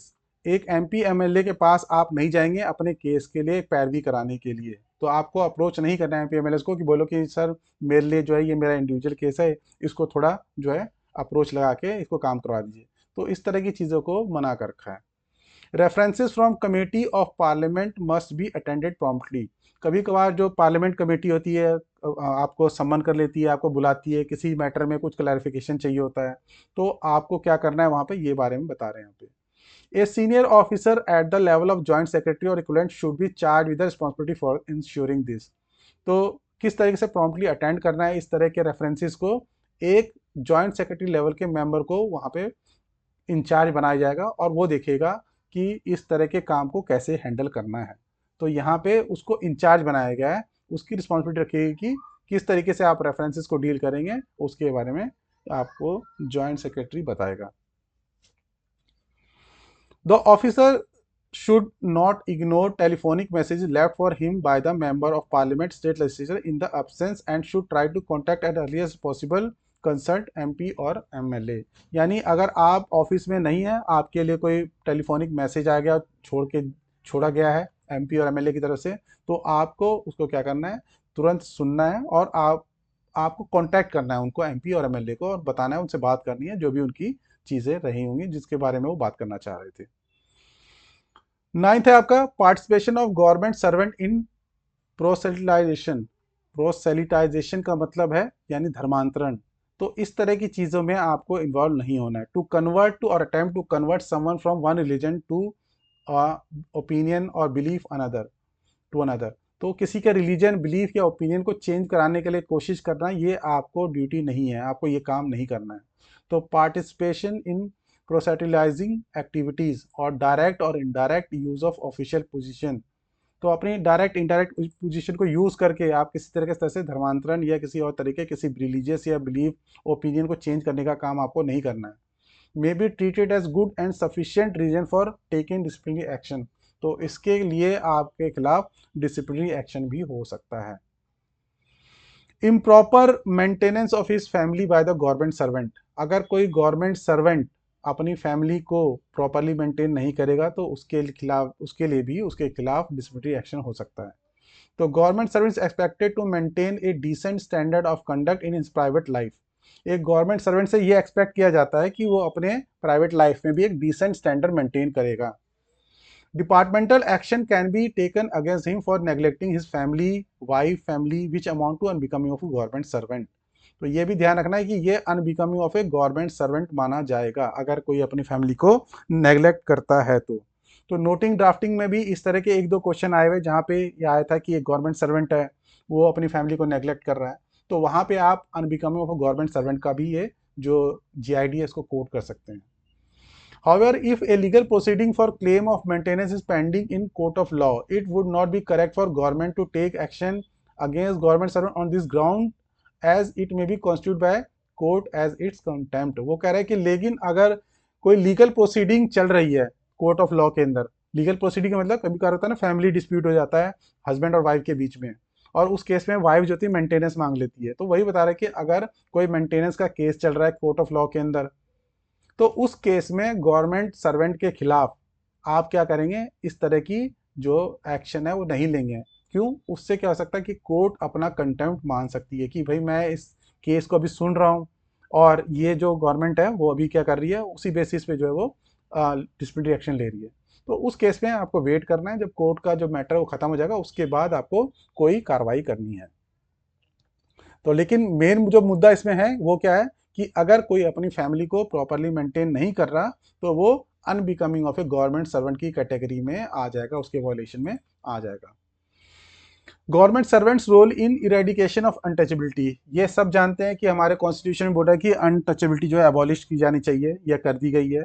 तो इस तरीके का कोई भी काम नहीं करना जिसके अंदर आपको अनटचेबिलिटी को प्रमोट करने के लिए गिल्टी माना जा सके। तो if A government servant is guilty of practice of untouchability in any form, किसी भी फॉर्म में अगर आपके खिलाफ जो है अनटचेबिलिटी प्रैक्टिस करने की बात आती है तो he will be liable for prosecution. Prosecution का मतलब होता है लीगल एक्शन, ये डिसिप्लिनरी एक्शन की बात नहीं कर रहे, आपके खिलाफ प्रोसिक्यूशन हो सकता है, आपके खिलाफ क्रिमिनल एक्शन लिया जा सकता है कोर्ट ऑफ लॉ के अंदर। A government servant who is found guilty of practice of untouchability in any form will be considered unfit for public service, और आपको पब्लिक सर्विस के लिए अनफिट मान लिया जाएगा एंड डिसिप्लिनरी एक्शन भी लिया जाएगा। तो आपको ये ध्यान में रखना है क्योंकि ये कॉन्स्टिट्यूशन का भी वायलेशन है।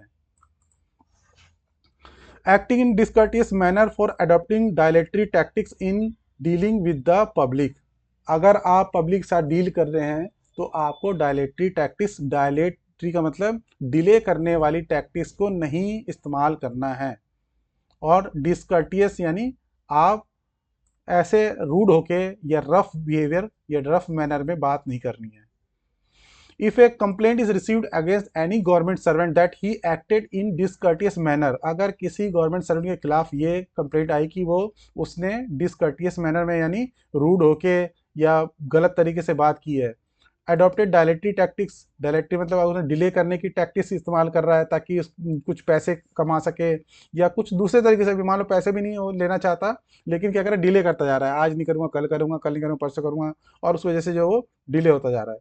तो in dealing with the public, जब पब्लिक से आप डील कर रहे हैं तो if it is established he acted so, अगर ये एस्टैब्लिश हो गया आपके खिलाफ कि आपने ऐसा किया है, तो उस केस में आपके खिलाफ क्या होगा, एक्शन लिया जाएगा। और ये रिकमेंडेशन किसकी है, recommendation of the estimate committee para 20 93rd report 1965-66 regarding the rule of public service. तो वहाँ से ये जो है GID में डाला गया है। Guidelines regarding playing cards on the lawn and such other places inside and outside office building. तो अगर कोई गवर्नमेंट सर्वेंट कोई ताश खेलता है लॉन में या बाहर या अपने ऑफिस के अंदर भी, तो उस केस में उसको क्या फॉलो करना है, इसके बारे में भी ध्यान में रखना है। No government servant should play card on lawn, lawn में तो किसी को भी नहीं खेलना है।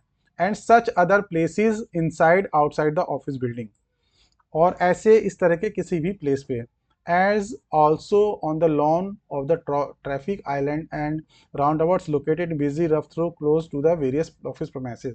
तो कभी कभार जैसे गोल चक्कर होता है, गोल चक्कर के पास लॉन है, कुछ तरह का एरिया है, तो वहाँ पे भी, जहाँ पे बिजी बहुत जगह है, वहाँ पे कहीं पे भी नहीं खेलना है। The game of card should be confined to recreation rooms, लेकिन गवर्नमेंट ने आपको इतना अलाउ कर रखा है कि जो जैसे ऑफिस में रिक्रिएशन रूम होते हैं जहाँ पे सब लोग मिलके चेस कैरम इस तरह की चीज़ें खेल सकते हैं, तो वहाँ पे इन चीज़ों को खेला जा सकता है। Places approved for such purposes, या आपके ऑफिस ने कोई ऑर्डर से बोल रखा हो या वैसे इंस्ट्रक्शन दे रखा हो कि आप इन इन जगह पे जाके खेल सकते हो, तो वहाँ पे अलाउड है। No indoor games should be played in office building after 7 PM। 7 PM के बाद कोई भी इंडोर गेम्स जैसे कि अलाउड होती है, टेबल टेनिस हो गया और भी हो गया, बैडमिंटन हो गया, तो 7 बजे के बाद आपको ऑफिस बिल्डिंग में नहीं खेलना है, except on special occasion such as tournament. जैसे कि स्पेशल ओकेजन होते हैं, टूर्नामेंट होता है, इंटर मिनिस्ट्रियल मैचेस होते हैं, तो वो उन एक्सेप्शंस को छोड़कर नॉर्मली आपको 7 बजे के बाद आपको ऑफिस बिल्डिंग में इस तरह के इंडोर गेम्स नहीं खेलने हैं। Periodical surprise checks that the staff under them do not overstay the lunch hour, तो लंच आवर्स में ओवरस्टे नहीं कर रहे हैं, इसके रिगार्डिंग भी जो है ध्यान में और रखना है, और सरप्राइज चेक भी किया जा सकता है सीनियर्स द्वारा। Whether the government servant can submit joint representation in matter of common interest, अगर कॉमन इंटरेस्ट का मैटर हो तो क्या 2-3 गवर्नमेंट सर्वेंट मिलके एक साथ अपना रिप्रेजेंटेशन दे सकते हैं, तो ये चीज़ जो है मना है।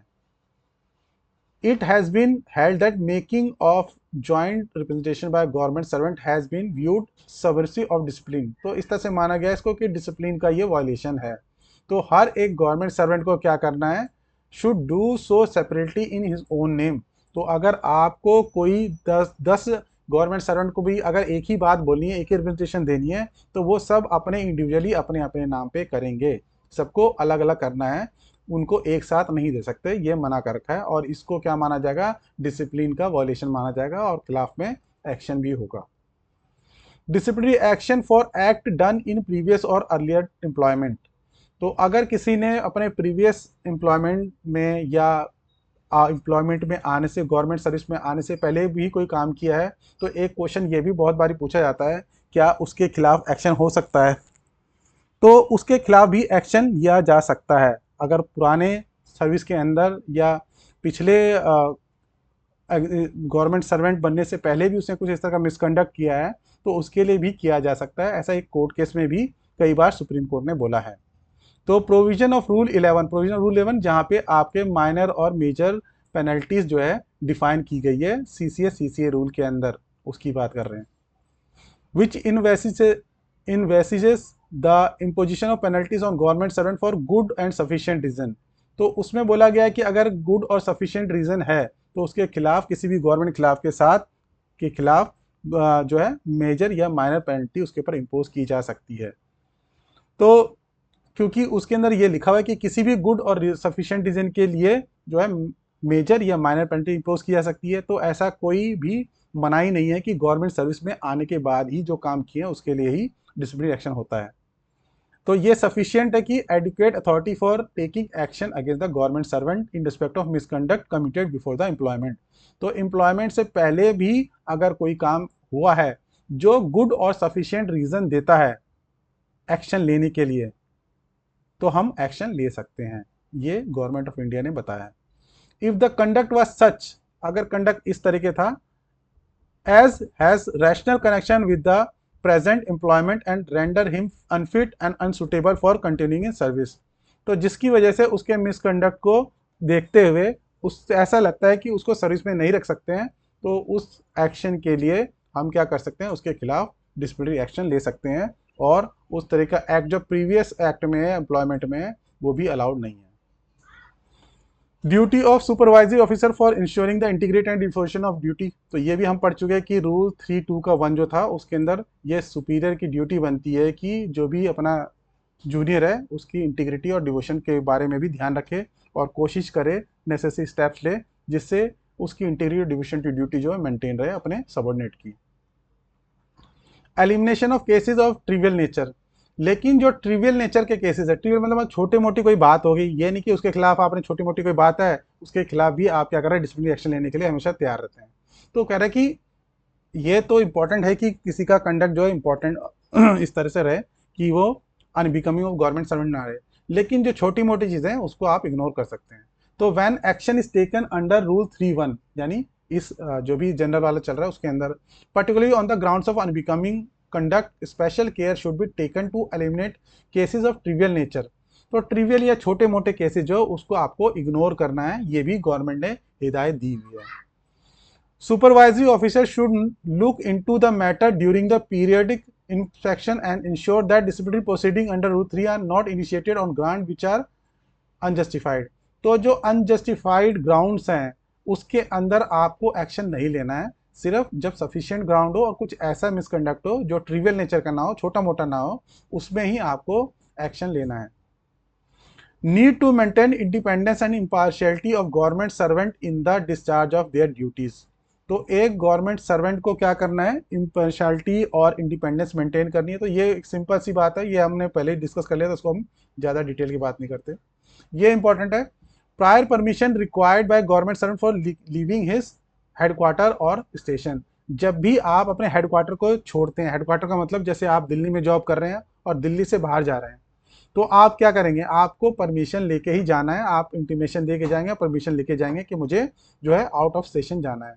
तो government servant is required to take prior permission for leaving his station और headquarter. However, separate permission may not be required where government servant has indicated his intention of leaving headquarters station along with the leave address while applying for leave। तो जब leave apply करते समय उसने लिख दिया कि मुझे यहाँ से बाहर, मैं यहाँ इस प्लेस पे जा रहा हूँ, नैनीताल जा रहा हूँ, फॉर एग्जांपल मान लेते हैं, और आपके सीनियर ने अप्रूव कर दिया, तो फिर अलग से कोई परमिशन नहीं लेना क्योंकि लीव एप्लीकेशन में ऑलरेडी मेंशन है। लेकिन अगर आपने इस तरीके का नहीं लिखा तो उसके अंदर प्लेस ऑफ आप कहाँ पे जा रहे हैं तो आपको बताना भी पड़ेगा और प्रायर परमिशन लेनी पड़ेगी कभी भी आप जो है अपना, जब आप स्टेशन अपना छोड़ रहे हैं तो। उसके बाद है विच कंडक्ट और एक्ट में भी अमाउंट टू मिसकंडक्ट। तो क्या क्या मिसकंडक्ट माना जा सकता है ये भी इंपॉर्टेंट है। इसके अंदर से बहुत सारे जो चीज़ें हैं, ये जैसे लास्ट के ये हैं, ये कई बार पूछा गया है, तो एक बार देख लेते हैं इनको हम। द एक्ट और conduct which is prejudicial or likely to prejudicial to the interest of master and to the reputation of the master. Master का मतलब यहाँ पे क्या है, गवर्नमेंट ऑफ इंडिया। तो जिससे भी मास्टर का इंटरेस्ट मतलब उसका जो भी भाव है, निहित जो भी चीज़ें हैं, उस पर कोई खतरा हो सकता है, यानी मास्टर को कोई हार्म हो सकता है, नुकसान हो सकता है, उसके इकोनॉमिकली उसका कुछ पैसे का लॉस हो सकता है, या किसी और तरह का भी कोई लॉस हो सकता है उसका इंटरेस्ट में, या उसकी रेपुटेशन को खतरा हो सकता है। तो उस केस में क्या है, इस तरह का जो कंडक्ट है वो मिसकंडक्ट कहलाएगा। तो द एक्ट और conduct inconsistent, incompatible, incompatible with the due or peaceful discharge of his duty to his master. तो जो पीसफुल डिस्चार्ज में हार्म करे या उसके साथ इनकम्पेटेबल हो, इनकम्पेटिबल का मतलब उसके साथ मैच ना करता हो या इनकंसिस्टेंट हो, तो उस केस में भी वो मिसकंडक्ट कहलाएगा। द एक्ट और conduct of A servant makes is unsafe और फॉर द एम्प्लॉयर और रिटेन हिम इन सर्विस। अगर इस तरह का कंडक्ट करता है जिसकी वजह से जो एम्प्लॉयर को ऐसा लगता है कि उसको मैं सर्विस में रखूंगा तो मेरे लिए अनसेफ है, मेरे लिए सेफ नहीं उसको रखना। मान लो कोई धमकी दे कि अगर आपने मुझसे ज़्यादा काम कराया तो मैं सुसाइड कर लूंगा, तो इस केस में क्या है, क्लियर ये मिसकंडक्ट है और उसको रखना क्या है, हार्मफुल हो सकता है, क्योंकि मान लो उसने सच में कर लिया तो क्या है, वो एम्प्लॉयर के लिए मुश्किल हो जाएगा।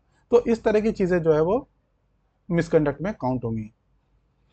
एक्ट और conduct of servant is so grossly immoral, बहुत ही ज्यादा इमोरल हो, that all reasonable man will say that the employee can not be trusted, और जिसकी वजह से ये मान लिया जाए कि गवर्नमेंट सर्वेंट जो इस पर ट्रस्ट नहीं किया जा सकता, तो उस केस में भी उसको मिसकंडक्ट माना जाता है या माना जा सकता है। एक एक्ट और conduct of employee is such that the master can not rely on the faithfulness of his employ.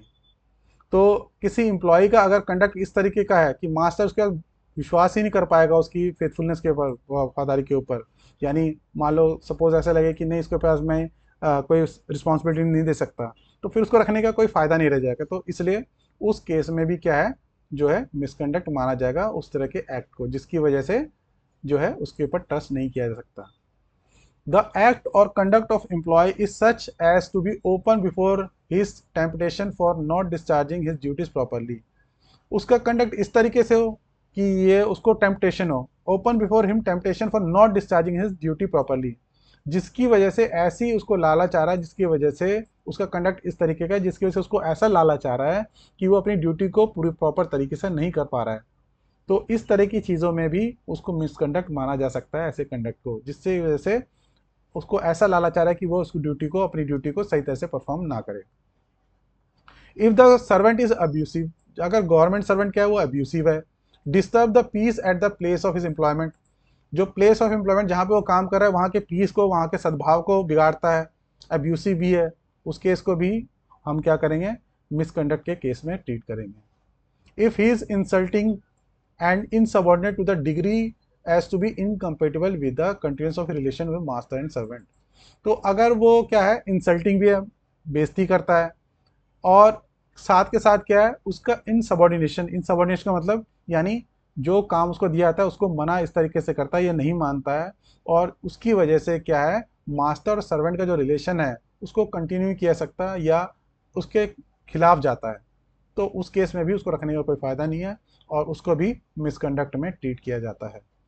If A servant is habitually negligent in respect of duties for which he is engage, तो ऐसी duties जिसके अंदर वो engage किया गया जिसके लिए, और वो हैबिचुअली नेग्लिजेंट है, यानी बार बार उसको समझाते हैं कि ये गलतियां मत करो, उसके बाद भी वो नहीं मानता, तो वो भी मिसकंडक्ट में काउंट हो सकता है। If the neglect of the servant though isolated tends to cause serious consequences, ऊपर तो क्या था, हैबिचुअल था वो नेग्लिजेंट, अगर ऐसा नहीं भी है लेकिन एक आधा केस बारी में वो नेग्लिजेंट हुआ, लेकिन वो नेग्लिजेंस इतना बड़ा सीरियस कॉन्सिक्वेंस है उसका, यानी कभी कभार ऐसे नेग्लिजेंट होते हैं या ऐसी नेग्लिजेंस होते हैं छोटी छोटी जो कमियां रह गई, वो कमियां, लेकिन इस तरह का उसका रिपोर्शन होता है, उसका आउटकम इतना सीवियर होता है कि उस केस को आप नेग्लेक्ट नहीं कर सकते, आप उसको नहीं छोड़ सकते, तो उस केस में भी वो मिसकंडक्ट माना जाएगा। और ये अब आपके 11 से थोड़ा इंपॉर्टेंट आ गई है, विलफुल इनसबॉर्डिनेशन, यानी जो जानबूझकर आपको मना कर रहा है, आपकी बातें नहीं मान रहा, जो आप ऑफिशियल काम दे रहे हो उसको नहीं कर रहा है। डिसओबीडियंस, आज्ञाकारी नहीं है और जो भी कह रहे हो उसको क्या डिसोबे कर रहा है, नहीं मान रहा है। Whether alone or in combination with others to any lawful or reasonable order of the superior, superior ने कोई भी एक लॉफुल या रिजनेबल ऑर्डर दिया और उसको नहीं मान रहा है और क्या कहते हैं बिल्कुल काम नहीं करता है, तो इस तरह की चीज़ों में भी वो मिसकंडक्ट में काउंट होगा। Infidelity, unfaithfulness, dishonesty, untrustworthiness, theft, fraud, dishonesty, connection with the employer's business or property, तो बिजनेस से, जो एम्प्लॉयर का कोई भी बिजनेस है या प्रॉपर्टी है, यानी जैसे गवर्नमेंट के केस में बात करें कि गवर्नमेंट का बिल्डिंग है और उसका जो भी सामान है उसके रिगार्डिंग अगर कोई उसके अंदर डिसऑनेस्टी भी आ जाती है, कुछ चोरी कर लेता है, कुछ फ्रॉड कर देता है, कुछ ऐसा काम करता है जिससे उसको ट्रस्ट नहीं किया जा सकता, वो ईमानदारी उसके पर जो है ईमानदार नहीं माना जा सकता, उसको फेथफुल नहीं माना जा सकता, तो इन तरह की चीज़ों में भी उसको जो है मिसकंडक्ट माना गया, इस तरह के जो भी काम वो कर रहा है। स्ट्राइक, पिकेटिंग, घेराव। तो जब कभी कभार क्या होता है, आप स्ट्राइक कर देते हैं, स्ट्राइकिंग वर्क, आपने कोई काम नहीं करना बंद कर दिया कि नहीं चलो भाई मैं तो काम नहीं कर रहा क्योंकि मेरी ये डिमांड पूरी नहीं हुई। Inciting others to strike work in contravention of provision of any law or rule having force in law. तो बीइंग ए गवर्नमेंट सर्वेंट आपको पता होगा कि आप स्ट्राइक नहीं कर सकते, इस तरीके का कोई भी सिमिलर काम नहीं कर सकते। घेराव हो गया, स्ट्राइक हो गया, पिकेटिंग हो गया, इस तरह का कोई भी काम आपको नहीं करना है। पेन डाउन भी होता है एक, कि आपने काम करना बंद कर दिया। तो ये सारे जो हैं आपके जो है स्ट्राइक के ही फॉर्म है। तो आपको इस तरीके का कोई काम भी नहीं करना है। Gross moral misconduct. तो अगर इस तरह का मोरल मिसकंडक्ट है जो कि बहुत ग्रॉस है, बहुत ही सीवियर है, तो वो भी जो है आपका मिसकंडक्ट में काउंट होता है। एक्ट सब सर्विस ऑफ डिसिप्लिन। तो ये माना जाता है कि ये डिसिप्लिन का ब्रीच है, आपने डिसिप्लिन को वायलेट किया है। राइटस और disorderly behaviour during the working hours. अगर आप वर्किंग आवर्स के दौरान जो है आपका बिहेवियर डिसऑर्डरली है, डिसऑर्डरली मतलब कि आप इधर कुछ भी तरीके से काम नहीं कर रहे, राइटस मतलब कि कुछ दंगा वंगा कर रहे हैं इस तरीके से। एट द एस्टेब्लिशमेंट और any act service of discipline. तो डिसिप्लिन को वायलेट करता हुआ इस तरह का कोई भी काम हो, आप जो है मिसकंडक्ट की कैटेगरी में आ जाएंगे, अनबिकमिंग की कैटेगरी में आ जाएंगे। Righteous and disorderly behaviour during and after the factory hours. तो फैक्ट्री आवर्स में भी इनको जो, क्योंकि ये कंडक्ट जो हमने देखा था कि फैक्ट्री एस्टेब्लिशमेंट भी अप्लाई होता है, तो इस तरह की चीज़ें वहाँ के रिगार्डिंग ही बताया गया कि फैक्ट्री आवर्स में भी आप करते हैं, या ड्यूरिंग या आफ्टर भी कुछ इस तरह का बिहेवियर है जो डिसऑर्डरली है, और आप दंगा कर रहे हैं, फैक्ट्री के एनवायरनमेंट को तोड़ रहे हैं, वहाँ पे जो गमले वगैरह इस तरह तोड़ रहे, बिल्डिंग तोड़ रहे हैं, तो ये सब चीज़ें भी मिसकंडक्ट में आएंगी। अब ये जो मेन इंपॉर्टेंट, इन चारों को तो 4-5 को आपको जरूर याद रखना है। Habitual late attendance. अगर आप हैबिचुअली लेट आने के आदी हो गए तो ये मिसकंडक्ट है। नेग्लिजेंस और neglect of work during amounting to misconduct. अपना इस तरह का नेग्लिजेंस कर रहे हैं जो मिसकंडक्ट माना जाएगा, ऊपर हमने डिस्कस किया, तो वो भी मिसकंडक्ट है। हैबिचुअली नेग्लिजेंस और नेग्लेक्ट ऑफ वर्क। हैबिचुअली आपने नेग्लेक्ट करने की आदत पड़ गई है काम को, तो वो भी एक मिसकंडक्ट है। Habitual absence without permission and over staying. तो आप 4 दिन छुट्टी लेके गए, 10 दिन बैठ गए, ये भी मिसकंडक्ट है। आप हैबिचुअली आपकी एब्सेंट होने की आदत हो गई है विदाउट परमिशन, तो ये भी एक मिसकंडक्ट है। Conviction by the criminal court. Criminal court ने अगर कन्विक्शन आपका कर दिया, आपको सजा सुना दी है, तो बाकी कुछ हो ना हो वो अपने आप में ही मिसकंडक्ट माना जाएगा। Which representation by the government servant are representation on service matter.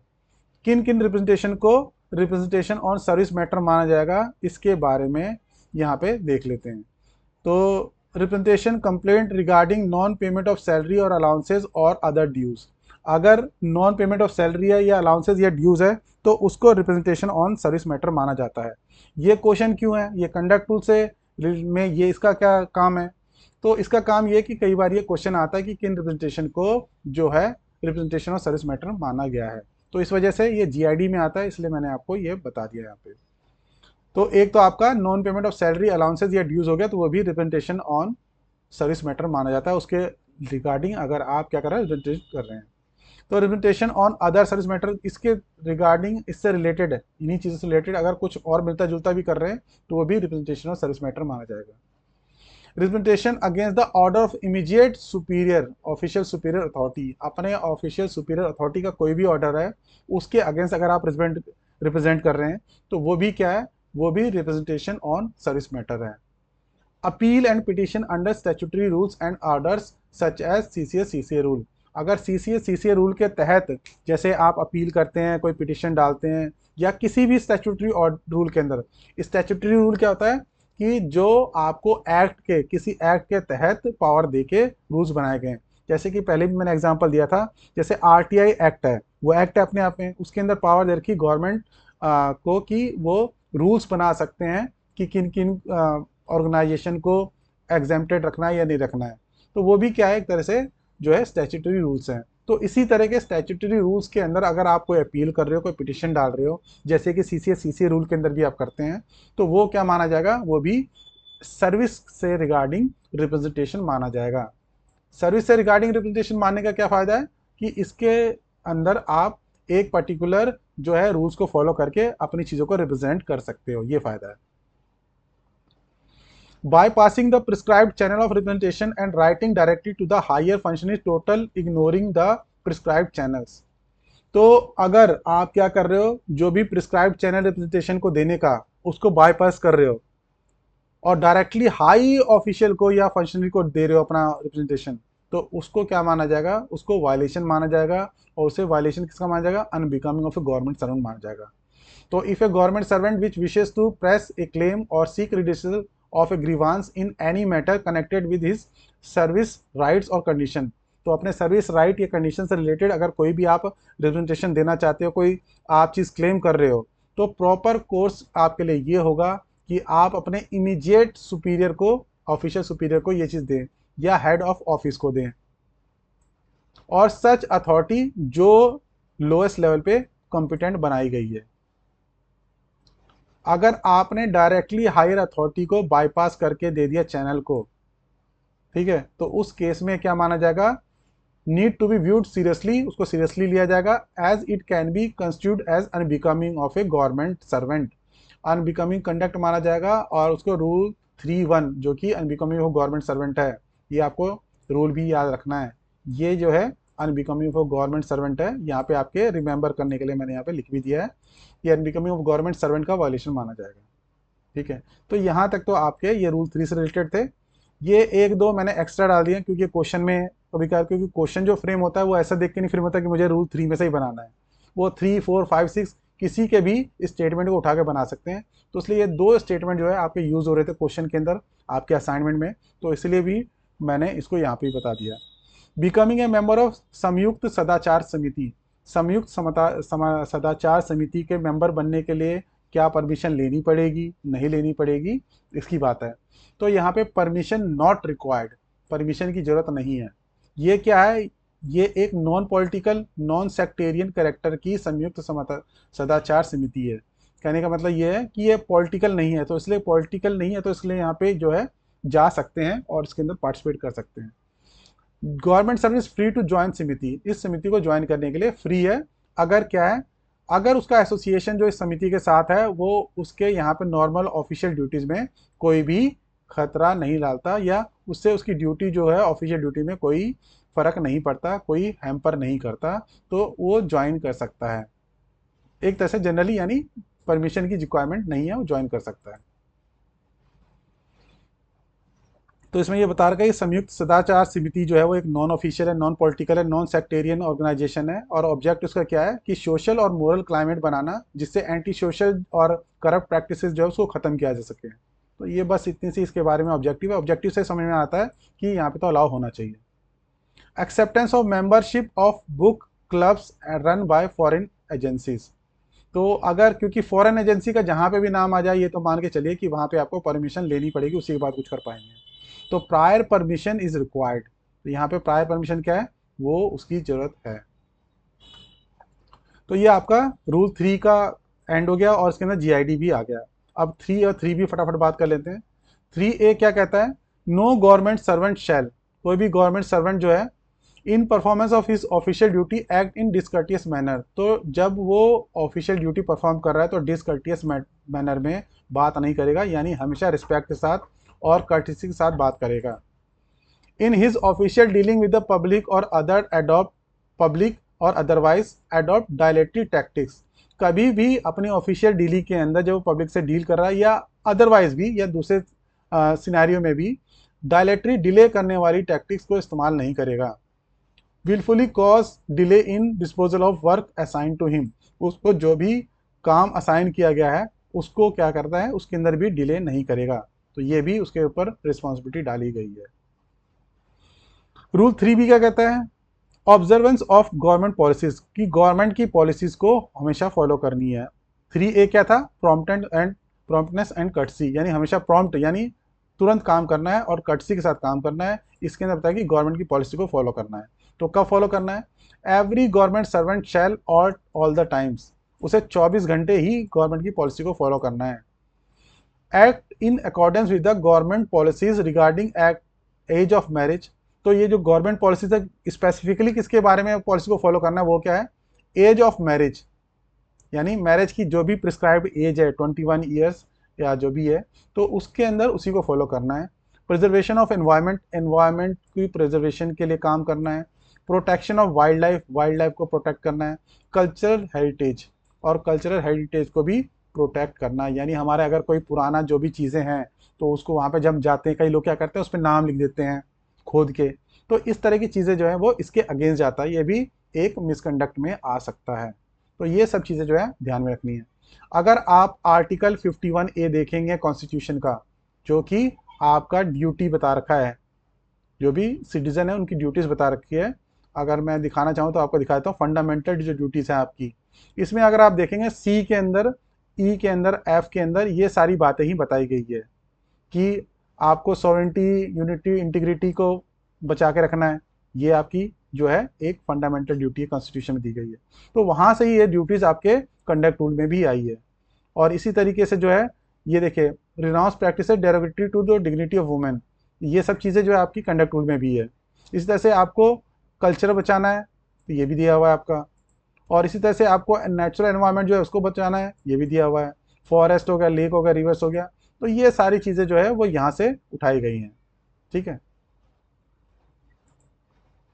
Observe the government policies regarding prevention of crime against women, तो ये भी मैंने आपको दिखाया था अभी कि हमारी फंडामेंटल ड्यूटीज़ के अंदर ही ये सब चीज़ें दी गई है। तो ये सारी चीज़ें जो हैं आपकी यहाँ से ली गई हैं। तो ये आपका इस तरीके से रूल 3, 3A, 3B जो है उसको हमने आज कर लिया। अब इसके ऊपर जो हमें क्या है, क्वेश्चंस को देखना है। ठीक है, तो क्वेश्चन देखते हैं एक बारी। तो उससे पहले एक बारी आंसर की देख लेते हैं। लास्ट सेशन में हमने बताया था कि क्वेश्चन 1 to 6 का आपको बताया था कि क्या क्या क्वेश्चंस हैं। तो उसके आंसर ये है, 1 का आपका बी उसका आंसर करेक्ट है, 2 का डी करेक्ट है, 3 का ए करेक्ट है, 4 का सी करेक्ट है, 5 का बी करेक्ट है और 6 का ए करेक्ट है। आपके पास क्वेश्चन पहले होंगे, नहीं तो प्रीवियस वीडियो में आप देख लीजिएगा, और उसके जो ये है ये करेक्ट आंसर है, आप अपने आंसर से मैच कर सकते हैं। तो अब देख लेते हैं ये जो हमने क्वेश्चंस अभी जो रूल डिस्कस किए हैं उसके क्या क्या क्वेश्चंस जो हैं पूछे गए हैं, और क्या क्या क्वेश्चन आप अटेम्प्ट करके मुझे आंसर जो है कमेंट करके बता सकते हैं। ठीक है, तो देख लेते हैं एक बारी क्वेश्चंस भी। क्वेश्चंस 3, 3A, 3B के ऊपर है। ये 7 to 23 जो क्वेश्चन है, 1 to 6 क्वेश्चन 1 और 2 के ऊपर था, रूल 1 और 2 के ऊपर। अब बाकी जो है ये आपके रूल 3, 3A, 3B के ऊपर है। तो इन क्वेश्चंस को देख लेते हैं। ये 7 से लेकर 23 आपको ये क्वेश्चंस करने हैं। तो क्वेश्चन 7 कहता है, consider the following in context of CCS conduct rules. Every government servant shall at all the times maintain devotion to duty. Every government servant shall do nothing which is unbecoming of a government servant.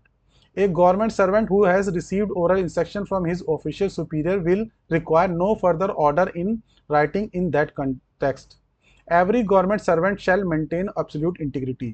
आपको क्या बताना है कि इनमें से कौन सा correct है।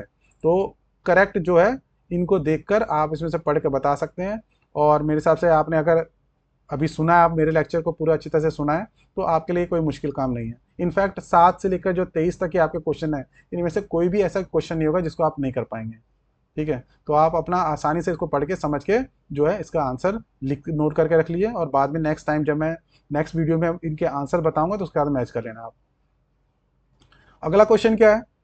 अगला क्वेश्चन है, a government servant who habitually fails to perform the task assigned to him within the time set for the purpose and with the quality of performance expected of him shall be deemed to be lacking with meaning of the which of the following causes of conduct rule।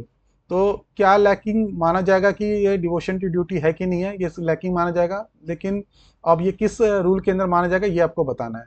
तो ये हमने अभी explanation किया था, rule 3 के अंदर देखे थे, तो आपको अगर याद है तो वहाँ से आपको आइडिया लग जाएगा। रूल का नाम भी याद करने के लिए मैं बता देता कि क्या नाम याद रखना है। तो ये आपके अंदर ए है, बी है, सी है, तो या डी है, ये आप देख के बता सकते हैं। Which of the following are the provisions contained in the CCS Conduct Rule 1964 in relation to the government servant? तो ये कौन कौन से जो प्रोविजंस है कंटेंड है आपके सीसीएस कंडक्ट रूल में, ये बताना है आपको। Promptness and courtesy, observance of government policies, medical examination for appointment in civil post, provision of sexual harassment of working women. तो इनमें से कौन कौन से जो हैं वो आपके कंडक्ट रूल में दिए हुए हैं। तो अगर आपने लेक्चर 1, 2, 3 तीनों सुने हैं अभी आज वाला जो लगा के, तो आपको समझ में आ जाएगा। हो सकता है कि कुछ कुछ रूल्स कभी क्या करते हैं कि जब क्वेश्चन बनाया जाता है तो उसके अंदर आगे पीछे के रूल्स लेके एक साथ भी लिखा जाता है, लेकिन इन जनरल आपको ये क्या है, ये सब रूल्स के नाम ही है।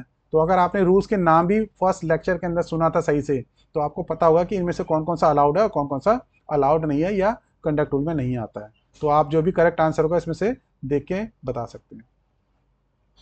अगला क्वेश्चन है कि इन context of conduct rule which of the following is not correct regarding the provisions of oral instruction by the superior. तो ओरल इंस्ट्रक्शन बाय सुपीरियर के रिगार्डिंग इनमें से कौन सा करेक्ट नहीं है, आपको ये बताना है। As far as possible senior officer should not issue oral instruction to their subordinate. If a junior officer receives oral instruction from his superior officer, he should seek confirmation in writing as early as practicable. ये हो गया आपका। If a junior officer seeks confirmation to all the oral instructions given by the senior officer, the latter should confirm it in writing whenever such confirmation is sought. Whenever a member of personal staff of minister communicates an oral order on behalf of minister, there may not be no need for writing written confirmation by him. ठीक है, तो ये सब देख लिया हैं। उसके बाद है which of the one of the following provision of conduct rule 1964 shall be deemed to be violated by a government servant who is found habitually failing to perform the task assigned to him within the time set for the purpose and which with the quality of performance expected from him. तो इनमें से किस चीज़ का violation हो रहा है, जो habitually अपना टास्क कंप्लीट नहीं करता है। कुछ कुछ क्वेश्चन ये हो सकता है कि आपके रिपीट भी हो रहे हो। क्यों रिपीट हो रहे हो? क्योंकि वो एग्जाम के अंदर रिपीट हो रहे हैं। तो अगर कोई क्वेश्चन एग्जाम में 2 बार पूछा जा सकता है, तो आप यहाँ पे 2 बार प्रैक्टिस भी कर सकते हैं। तो और आपको उनको प्रैक्टिस भी करना अच्छी तरीके से। तो ऐसा कोई क्वेश्चन रिपीट हो रहा है तो ये मान के चलिए कि वो बहुत ज़्यादा इंपॉर्टेंट है, इसलिए 2 बार दिया गया है। तो आपको उसको 2 बार भी प्रैक्टिस करना है। तो ये किसका वायलेशन है, रूल को आपको याद रखना है और इसके अंदर से बताना है कि इसमें कौन सा रूल है। नेक्स्ट है submission of representation by the government servant for his service directly to other authorities by passing the prescribed channel. अगर प्रिस्क्राइब्ड चैनल कोई बाईपास करके अगर कहीं काम कर रहा है तो उस केस में किस रूल का वायलेशन है, ये भी मैंने भी बताया था। तो ये आपको इसका आंसर बताना है यहाँ पे क्या है। उसके बाद है consider the following statement. Every government servant holding a supervisory post shall take all the possible steps to ensure integrity and devotion to duty of all the government servant for the time being under his control and authority. In performance of his official duties, no government servant shall act in discourteous manner. Every government servant shall at all the times act in accordance with the government policies regarding protection of cultural heritage. The direction of the official superior shall ordinarily be in writing. तो आपको बताना है कि इनमें से कौन सा correct है और जो भी करेक्ट आंसर होगा उसके अकॉर्डिंग आप क्या करेंगे, यहाँ पे मार्क कर देंगे। If any officer receive an oral instruction from a minister which are not in accordance with the norms regulation और रूल्स, द ऑफिसर शुड। अगर ओरल इंस्ट्रक्शन रिसीव हुए हैं मिनिस्टर से और वो इन अकॉर्डेंस विद नॉर्म्स नहीं है, तो आपको क्या करना है ये आपको बताना है। नॉट टेक एनी एक्शन, कोई एक्शन नहीं लेंगे। Seek further clear orders from the secretary about the line of action to be taken, clearly stating the situation. Postpone the action, decide on his own. तो इनमें से कौन सा answer हो सकता है ये आप बताएंगे। As per the CSS Conduct Rule 1964, every government servant shall at all the times क्या करना है, क्या करते हैं हमेशा 24 घंटे क्या करना है वो बताना है यहाँ पे। Act in accordance with the government's policies regarding the age of marriage, preservation of environment, protection of wildlife and cultural heritage. Observe the government policies regarding the prevention of crime against the women. तो इनमें से कौन सा correct है ये आपको select करके यहाँ पे आंसर में मार्क करना है। Which of the following act of the government servant may amount to misconduct in context of CSS conduct rule? इनमें से कौन कौन सा मिसकंडक्ट माना जाएगा ये देख लेते हैं एक बारी, आप बताएंगे। If the act is prejudicial to the reputation of the master, if the act is inconsistent or incompatible with the due discharge of his/her duty to the master, if the misconduct makes it unsafe for the employer to retain the government servant in the service, if the misconduct is so grossly immoral that the reasonable man will say that the employee cannot be trusted. तो इनमें से कौन कौन सा जो है misconduct माना जा सकता है ये आपको बताना है। In respect of the which of the following prior permission sanction of the prescribed authority is necessary under the CCS conduct rule। तो इनमें से किस किस में जो है प्रायर परमिशन चाहिए ये आपको बताना है। To join territorial army, civil defence service, becoming member of Sanyukt Sadachar Samiti, accept membership of book club run by the foreign agencies. तो इसमें से जो भी करेक्ट है जिसमें प्रायर परमिशन चाहिए उसको सेलेक्ट करके यहाँ पे आपको बता देना है। ठीक है, अगला आ जाते हैं। Permission of the government servant under CCS conduct is not necessary, किसमें जरूरत नहीं है। ए है आपका for holding elective office in cooperative society, to join Bharat Sevak Samaj, doing an editorial work of periodical devoted to cultural activities, becoming a member of Sanyukt Sadachar समिति। तो इनमें से किसके अंदर जो है प्रायर परमिशन की जरूरत नहीं है, ये आप इसके अंदर से टिक कर देंगे। 19 कहता है which of the following act or omission on the government servant amount to misconduct. तो गवर्नमेंट सर्वेंट के पार्ट पे कौन कौन से जो ये इस तरह के कंडक्ट हैं वो मिसकंडक्ट में आएंगे ये बताना है आपको। Habitual late attendance, habitual absence without permission, habitual overstay of leave, conviction by the criminal court. तो इनमें से कौन कौन सा जो मिसकंडक्ट में आएगा इसमें से आप सेलेक्ट करके आंसर बताएंगे। Which of the following amounts to misconduct on the part of government servant as CCS conduct rule. तो as per CCS conduct rule कौन कौन से जो मिसकंडक्ट में आएंगे यही बताना है आपको। willful insubordination or disobedience, habitual late attendance, habitual absence without permission, disorderly behavior during the working hours at establishment। तो इनमें से कौन कौन से जो है मिसकंडक्ट में आ सकते हैं आपको बताना है, इसमें टिक करना है। Which of the following shall not amount to misconduct in terms of conduct rule. तो कंडक्ट रूल में कौन कौन सा मिसकंडक्ट नहीं आएगा ये बताना है। चीज़ें वही हैं, देखें घुमा फिरा के पूछा गया है और कई बार पूछा गया है, लेकिन घुमा फिरा के पूछा गया, लेकिन कहीं पे पूछा गया कौन सा मिसकंडक्ट है कौन सा नहीं है। तो यहाँ पे आपको बताना है कौन सा मिसकंडक्ट नहीं है। Habitual absence without permission, habitual late attendance, habitual borrowing, untrustworthiness in connection with the employer business. तो इसमें से बताएंगे कौन सा जो है मिसकंडक्ट नहीं है। As per CCS conduct rule the government servant will interacting with the member of parliament and state legislature should. तो मेंबर ऑफ एमपी और एमएलए के साथ अगर बात कर रहे हैं, इंटरेक्ट कर रहे हैं, तो क्या क्या ध्यान रखना है उसके बारे में करेक्ट आंसर आपको बताना है। शोइंग कर्टसी एंड कंसिडरेशन, आपको कर्टसी और कंसिडरेशन दिखाना है। Listen patiently to the MPs MLAs may have to say, जो भी उनको कहना है उसके लिए आप पेशेंटली सुनेंगे। Be meticulously correct and consider and rise to receive and see off a member visiting him, not approach MP MLA for sponsoring his individual case. तो इन चारों में से कौन सा करेक्ट है आप उसको टिक करेंगे। ए Which of the following is correct in context of observance of proper decorum by the government servant during the lunch break। तो लंच ब्रेक के टाइम पे क्या प्रॉपरली आपको फॉलो करना है उसके बारे में बताना है। No government employee should play card on lawn or other such places inside and outside official building. The game of card should be confined to recreation room. तो इनमें से कौन सा करेक्ट है, करेक्ट स्टेटमेंट आपको बताना है, तो यहाँ पे टिक कर देंगे। तो आंसर की जो इन 7 से 23 क्वेश्चन का है आपको नेक्स्ट सेशन में मैं बता दूंगा। और अब यहाँ तक ही हमें करेंगे और नेक्स्ट सेशन में हम देखेंगे रूल 3C में क्या क्या चीज़ें हैं, क्या GIDs हैं। और रूल 3C जो है वो भी अपने आप में बहुत इंपॉर्टेंट है, कई क्वेश्चन आते हैं उसमें से। तो नेक्स्ट टाइम जो हम करेंगे तो उस रूल को हम करेंगे, उसके GID करेंगे और उसके ऊपर जो क्वेश्चन हैं उनके बारे में डिस्कशन करेंगे। तो थैंक यू वेरी मच और जय हिंद।